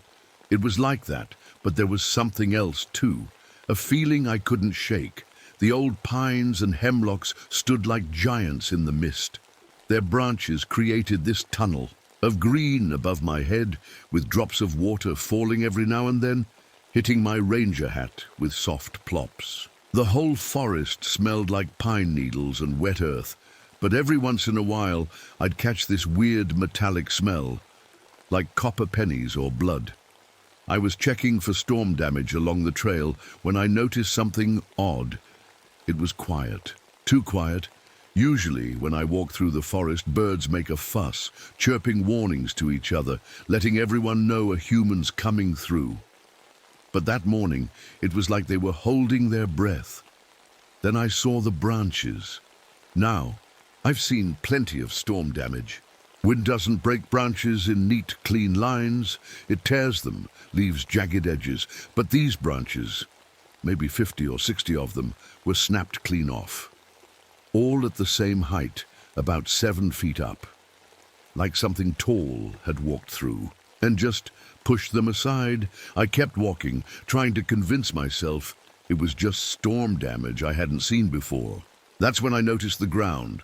All that rain from the night before had turned parts of the trail to mud, and in that mud were, well, they looked like footprints, but not normal ones. They were narrow, deep, with 3 toes, like a giant, a bird, but the spacing was all wrong.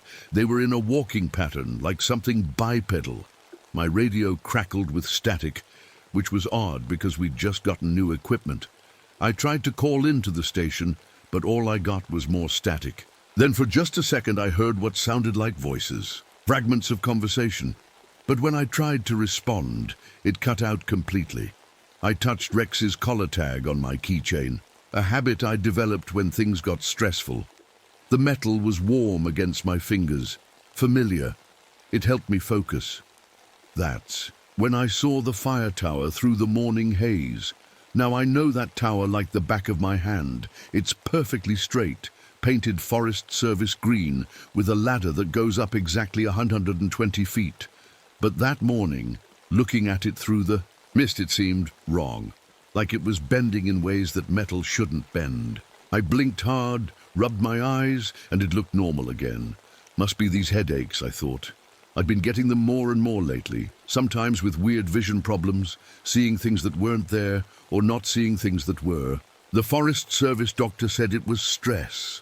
Maybe he was right. I decided to climb up to the tower. It was part of my job anyway, checking for fires or lost hikers from up high. Besides, maybe the weird feeling would go away once I got above the tree line. The ladder was slick with morning dew. As I climbed, I noticed something else strange. The deer. We had a whole herd that usually grazed in the meadow visible from the tower. They weren't there. In 3 years, I'd never not seen deer in that meadow in the morning. It was like they were avoiding the whole area.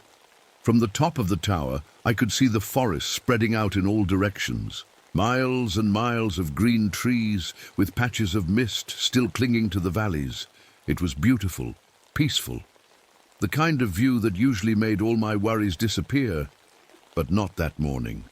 Because as I stood there, looking out over my forest, I could swear the trees were moving, not swaying in the wind. There wasn't any wind, but shifting like something massive was walking through them, staying just out of sight. I grabbed my binoculars, tried to focus on the movement, but every time I got close to seeing something, it would stop. Like whatever it was knew I was watching. That's when I noticed my compass. The needle was spinning in slow circles, like it couldn't find north. Electronics had been acting weird. Lately, batteries draining too fast, radios picking up static instead of voices. But a compass? That was just a magnet and a needle. What could make that stop working? I climbed back down from the tower, my hands shaking a little on the ladder rungs. As my feet hit the ground, I saw something that made my blood run cold. Some of the trail markers, these little orange flags we used to mark safe paths, had been moved, not blown by wind or knocked down by animals. They'd been carefully taken off their posts and arranged in a pattern on the ground. A circle, with lines radiating out from the center, like a child's drawing of the sun, or like something trying to communicate. I stood there for a long moment, Rex's tag clutched tight in my fist, wondering what in God's name was happening in my forest. I should have reported what I saw that morning, should have gone straight back to the station and filed an incident report. But what would I say? "Hey, boss, the trees are moving and something's playing with our trail markers."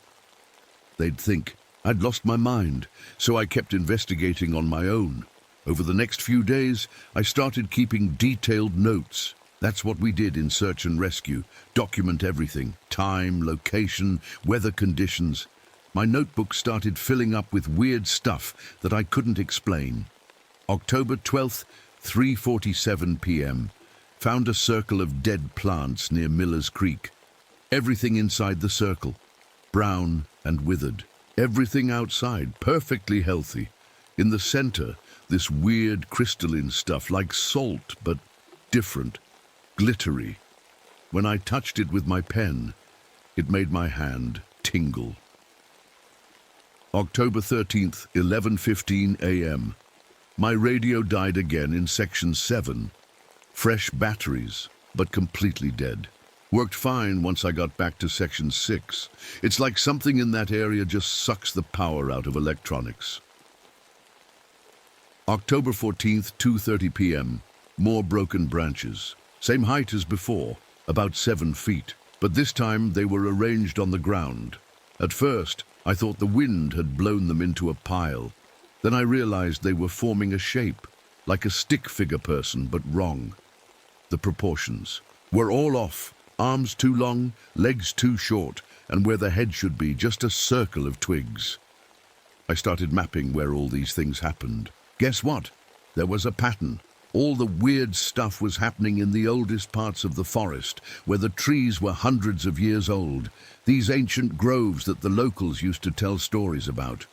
My supervisor, Janet, noticed I was spending a lot of time in those sections. "Everything okay, Victor?" she asked one morning.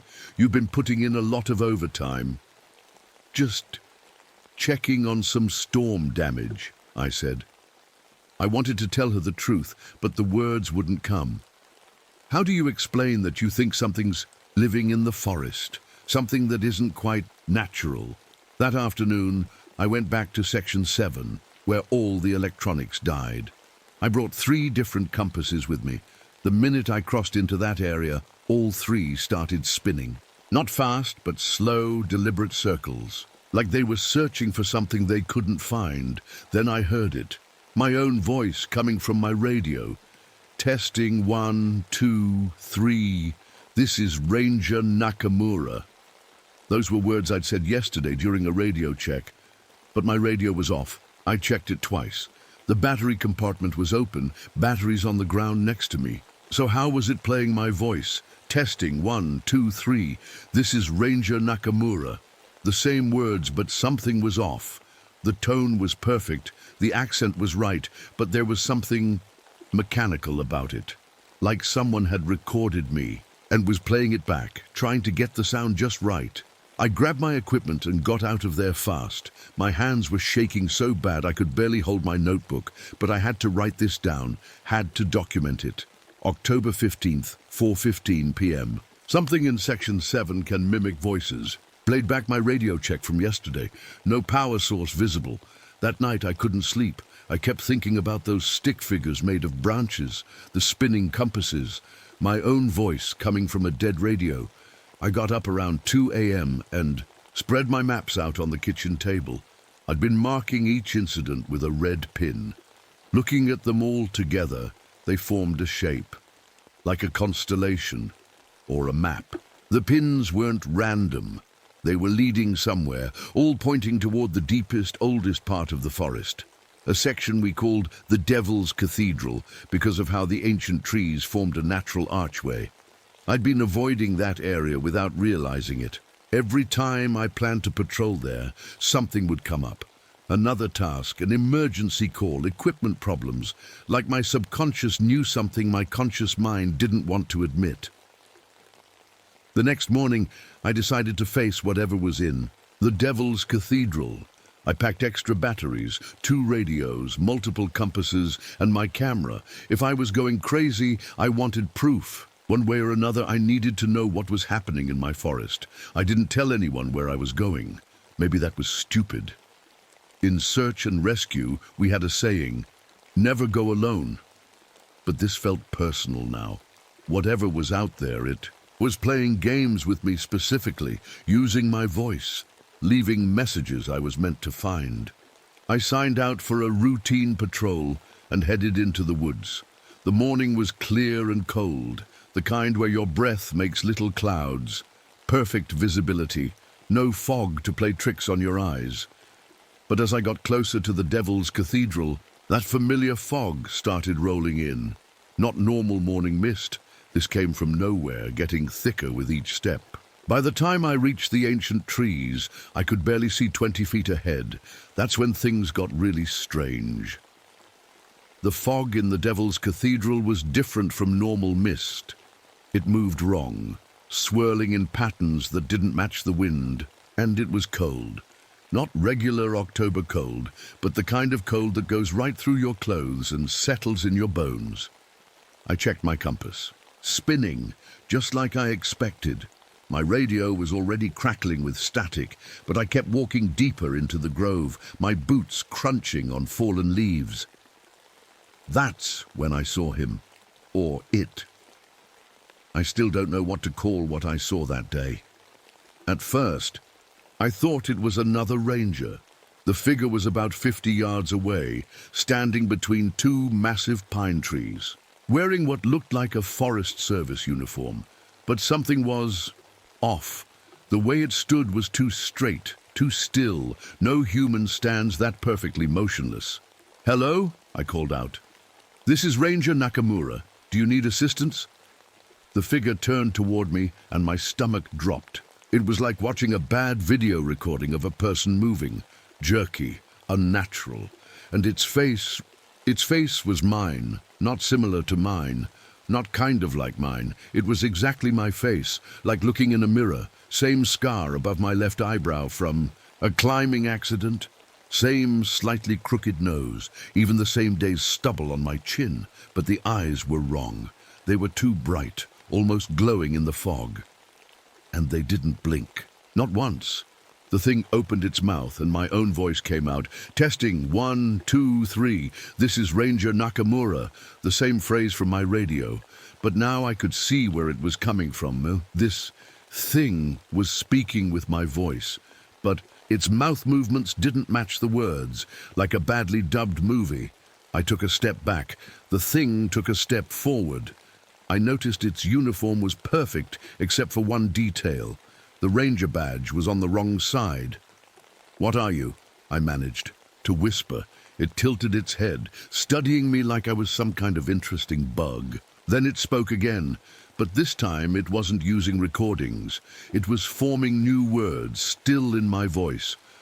"What are you?"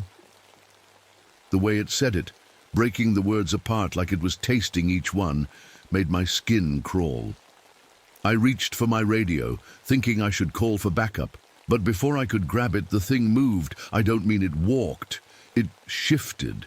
1 second it was 50 yards away. The next it was right in front of me. Not running, not jumping, just suddenly there, like a film with frames missing, up close. I could see it wasn't quite solid. Parts of it seemed to fade in and out, like a bad TV signal. And behind the perfect copy of my face, I could sometimes see something else, something that hurt my eyes to look at. "You observe," it said, still, using my voice but getting better at it, more natural. "We observe too." "We?" I asked, my mouth dry as sandpaper. That's when I noticed them, more figures in the fog. Some looked human. I recognized faces from town, other rangers, even my mail carrier. But they all had those wrong eyes, and they all moved with that same jerky, unnatural motion. "We learn," the thing wearing my face said. "You document. We document too." It raised its hand, my hand, and pointed at my notebook, then at my camera, then at my own eyes. "You. Watch, Forrest, we watch. You." The other figures were getting closer, a dozen, maybe more, all studying me with those bright, unblinking eyes. I could hear them whispering, practicing human words like kids learning a new language. "Hello. How are you? Nice weather today. Testing 1, 2, 3. My legs felt like jelly, but I forced myself to stay calm. In search and rescue, panic gets you killed. I needed to think. "Why?" I asked. "Why are you watching us?" The thing that looked like me tilted its head again. "You came to Forest. Forest was ours. Now we share. Must understand." It reached out toward my face. Its hand looked solid, but felt like static electricity when it got close. To my skin. Not quite touching, but making all the hair on my neck stand up. "Your structure," it said, fascinated. "How you remain stable, one form, always one form." How? I realized then what I was dealing with. These weren't creatures, pretending to be human. They were something else entirely. Something that could change shape, and they were confused by us, by our fixed forms, our solid bodies. They were studying us like we study animals in the wild, taking notes, learning our patterns, and they'd been doing it for who knows how long. One of the other figures, wearing the face of a hiker who'd gone missing last year, stepped forward. "We practice," it said in the missing man's voice, "but difficult, your shapes, strange, your words, linear." Linear. That word stuck in my brain. These things didn't think in straight lines like we did. They existed differently, moved differently, maybe even experienced time differently. "The stick figures," I said, understanding dawning. "You were trying to show us, trying to communicate." My double nodded, a gesture it had clearly practiced. "Bridges," it said, "between your structure and ours. But you break them, call them debris. All those arranged branches weren't random. They were attempts at communication, and we'd been cleaning them up like trail litter. The fog was getting thicker. The figures were pressing closer. I could feel their curiosity like a physical force. They wanted to understand, to learn, to become better at being us. But something was going wrong. I could see it in their movements getting more erratic, hear it in their voices starting to distort. Whatever let them take human form, it wasn't stable. Time. Limited, my double said, its shape beginning to flicker. This form, difficult, energy, high. The others were having the same problem. Their human shapes were breaking down, revealing glimpses of something underneath. Something my brain couldn't quite process, like looking at a color that doesn't exist or a shape with too many dimensions. "Must learn faster," my double said, urgency creeping into its stolen voice. "Before too late." "Too late for what?" I asked.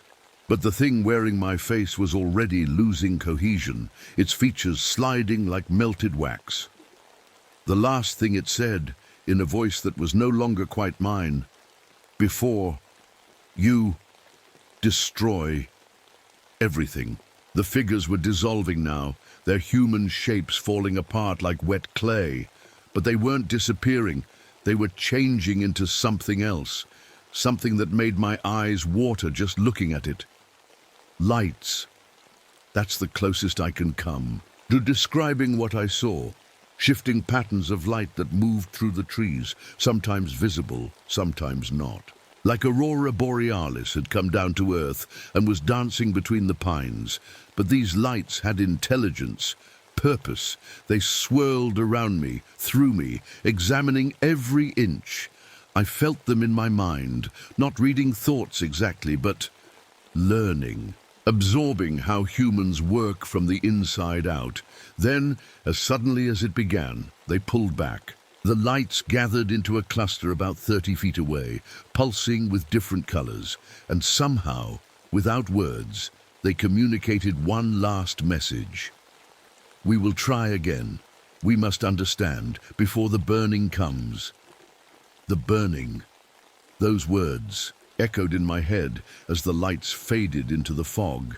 What burning? What were they afraid of?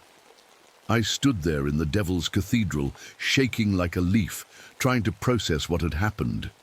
My compass was working again. My radio crackled to life. With normal Forest Service chatter, even the fog was lifting, revealing a perfectly ordinary grove of ancient trees. But ordinary was the last thing this place was.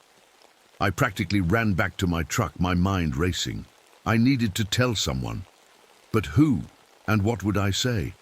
"Hey, there are beings made of light living in our forest, and they're trying to learn how to be human." Instead, I went home and started writing. Everything I'd seen, everything they'd said. By morning, I had 30 pages of notes, maps, sketches, theories. The next few weeks were the strangest of my life. I kept doing my job, but now I was looking for them. The flesh gates, as I started calling them in my notes, they were everywhere once you knew what to look for. A hiker would wave at me on the trail, but their shadow would move wrong. A voice On my radio would have just a hint of that mechanical quality. Birds would fly in patterns that spelled out words, simple ones like hello or watch or learn. They were getting better at mimicking us. Fast. I started leaving them messages too, simple stick arrangements that meant I see you or peace in the basic symbol language we were developing. They always responded, usually within hours. Sometimes with symbols, sometimes by rearranging rocks or leaves into letters. We were learning to communicate. It should have been the scientific discovery of the century, but something was wrong. The animals knew it first. By November, almost all the large mammals had left the forest. Deer, bears, even the raccoons, gone. The birds stopped singing. The insects disappeared. The forest was becoming a silent, empty place, and the flesh gates were getting desperate.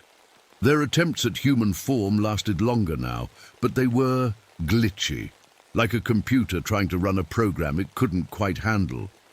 I'd meet what looked like a fellow ranger, have a normal conversation, then watch their face twitch and reform into someone else's mid-sentence. Time running out, they kept saying. The burning is soon. I finally worked up the courage to ask directly, what burning? What's coming? The answer came from a flesh gate wearing the shape of a little girl who'd gone missing in the forest 20 years ago. She looked up at me with those two bright eyes and said, "You're kind. They know we here now. They prepare the cleansing. Fire from sky, make forest empty, make us gone." My blood ran cold. The military. Someone had figured out what was in the forest, and they were planning to destroy it, burn it all to contain whatever the flesh gates really were. When? I asked. Soon. Days, maybe hours. We tried, take your form permanent, escape, survive, but... She flickered, her form unstable. But cannot hold. Your structure too different. That's when I understood. They weren't trying to replace us or infiltrate society. They were refugees. Their dimension, their reality, whatever they called home, it was connected to this forest. And when the military burned it, they'd have nowhere to go. There has to be another way, I said. The little girl's shape smiled sadly. You, different. You see us, not afraid. Most humans, she gestured at the empty forest. Fear. Report. Bring burning, she was right. Someone had reported the strange happenings, maybe hikers who'd seen too much, maybe other rangers who weren't as willing to understand. And now the government was coming to solve the problem the only way they knew how. With fire. I can help, I said. I can tell them you're not dangerous, that we can learn from each other. But even as I said it, I knew it was hopeless. The military doesn't negotiate with unknown entities. They eliminate threats, and to them, the flesh gates were the ultimate threat, beings that could look like anyone, be anyone. The little girl's form was failing. I could see the light underneath, pulsing frantically. "You must go," she said. "Document, remember, tell the truth. Some will believe." "I'm not leaving," I said, but I didn't have a choice. The next morning, my supervisor called me in. The forest was being closed, all personnel evacuated. Official reason, uncontrolled wildfire risk. I knew better. I could already hear the helicopters in the distance. I had 1 day to gather my notes, my evidence, everything I'd documented. 1 day before they burned it all, but the flesh gates had one last message for me, and it would change everything. That last day, I went back to the Devil's Cathedral one more time. I had to. Something told me they'd be waiting. They were, not in human form this time. They appeared as they really were. Beings of light and energy, shifting between shapes that my eyes couldn't quite focus on. Dozens of them, maybe hundreds, all gathered in the ancient grove, and they were building something. In the center of the grove stood a structure made of light itself. It looked like a tower, but one that existed in more dimensions than our world has. Parts of it seemed to fade in and out of reality, and looking at it too long made my head hurt. Victor Nakamura. My name came from everywhere at once. Not from one being, but from all of them together. You asked how to help. This is how. The light beings parted, creating a path to the tower. As I walked closer, I could feel it humming with energy. Not electrical, but something else. Something alive. We cannot stay in your form, they said, but we can preserve our knowledge, our memory, our story. The tower pulsed, and suddenly I understood. This wasn't just a structure, it was a recording device. A way to save everything they were, everything they knew before the burning came. We need someone to carry it. Someone who can survive in your world. Someone who has seen both sides. They meant me. The military's coming, I said. They'll be here in hours. Yes, the fire will come. This forest will burn, but knowledge can escape fire. The tower shifted, contracted, became something smaller. A crystal, about the size of my palm, glowing with that same inner light. Take it. When the time is right, others will find you. Others who can understand. The knowledge will survive. I reached out, hesitant. The crystal was warm, almost alive. The moment I touched it, images flooded my mind. Not my memories, theirs, a world of pure energy. Beings of light dancing between stars. A disaster. Their reality collapsing, folding in on itself. Desperate escape through cracks between dimensions. Finding Earth, finding this forest. Trying to understand these strange, solid creatures who couldn't change their shapes. Trying to communicate. Trying to survive. We're not so different, I whispered. No, they agreed. We are all trying to exist, to understand, to continue. The sound of helicopters grew louder. Military helicopters, heavy ones, the kind that carry things meant to burn. Go. Now, the being said, remember us. Tell our story. Help others understand. There is more to reality than what human eyes can see. I ran. Behind me I could feel the light beings preparing for what was coming. Not to fight, they weren't fighters, but to face their end with dignity. I made it. To the edge of the forest, just as the first helicopters appeared overhead. Black ones, unmarked. They dropped something, not regular fire, but something chemical. Something that burned white hot, designed to destroy everything, leave no evidence. The ancient trees went up like matchsticks. The fire spread faster than any natural flame, turning the forest into an inferno in minutes. And somewhere in that blaze, beings from another dimension died because humans couldn't understand them. But I had their crystal, their memory. The government blamed the fire on a lightning strike, closed the area for reforestation, put up signs about dangerous conditions, toxic soil, anything to keep people away. They put me on medical leave when I tried to report what I'd seen. Post-traumatic stress, they said. Delusions brought on by survivors' guilt. They had pills for that. I took early retirement instead. Now I travel. I give talks at small venues, conspiracy conventions, paranormal meetups, anywhere people might listen. Most think I'm crazy, but every once in a while someone stays after. Someone who's seen something they can't explain. Someone who's ready to believe. I show them the crystal. It doesn't glow anymore, not like it did. But sometimes, if the person is right, if they're open enough, they see something in it. A flash of light, an image, a memory that isn't theirs. And the knowledge spreads, slowly, carefully, person by person, because that's what they wanted. Not to invade, not to replace us, just to be remembered. To have their existence, however brief in our world, mean something. They failed to hold our form, failed to survive. In our dimension, but their story survives. In every person who listens, in every mind that opens to the possibility that we're not alone, not the only intelligence in a vast, strange universe. The pines are gone now, burned to ash and bulldozed. Flat, but I remember when they had eyes, and now so do you.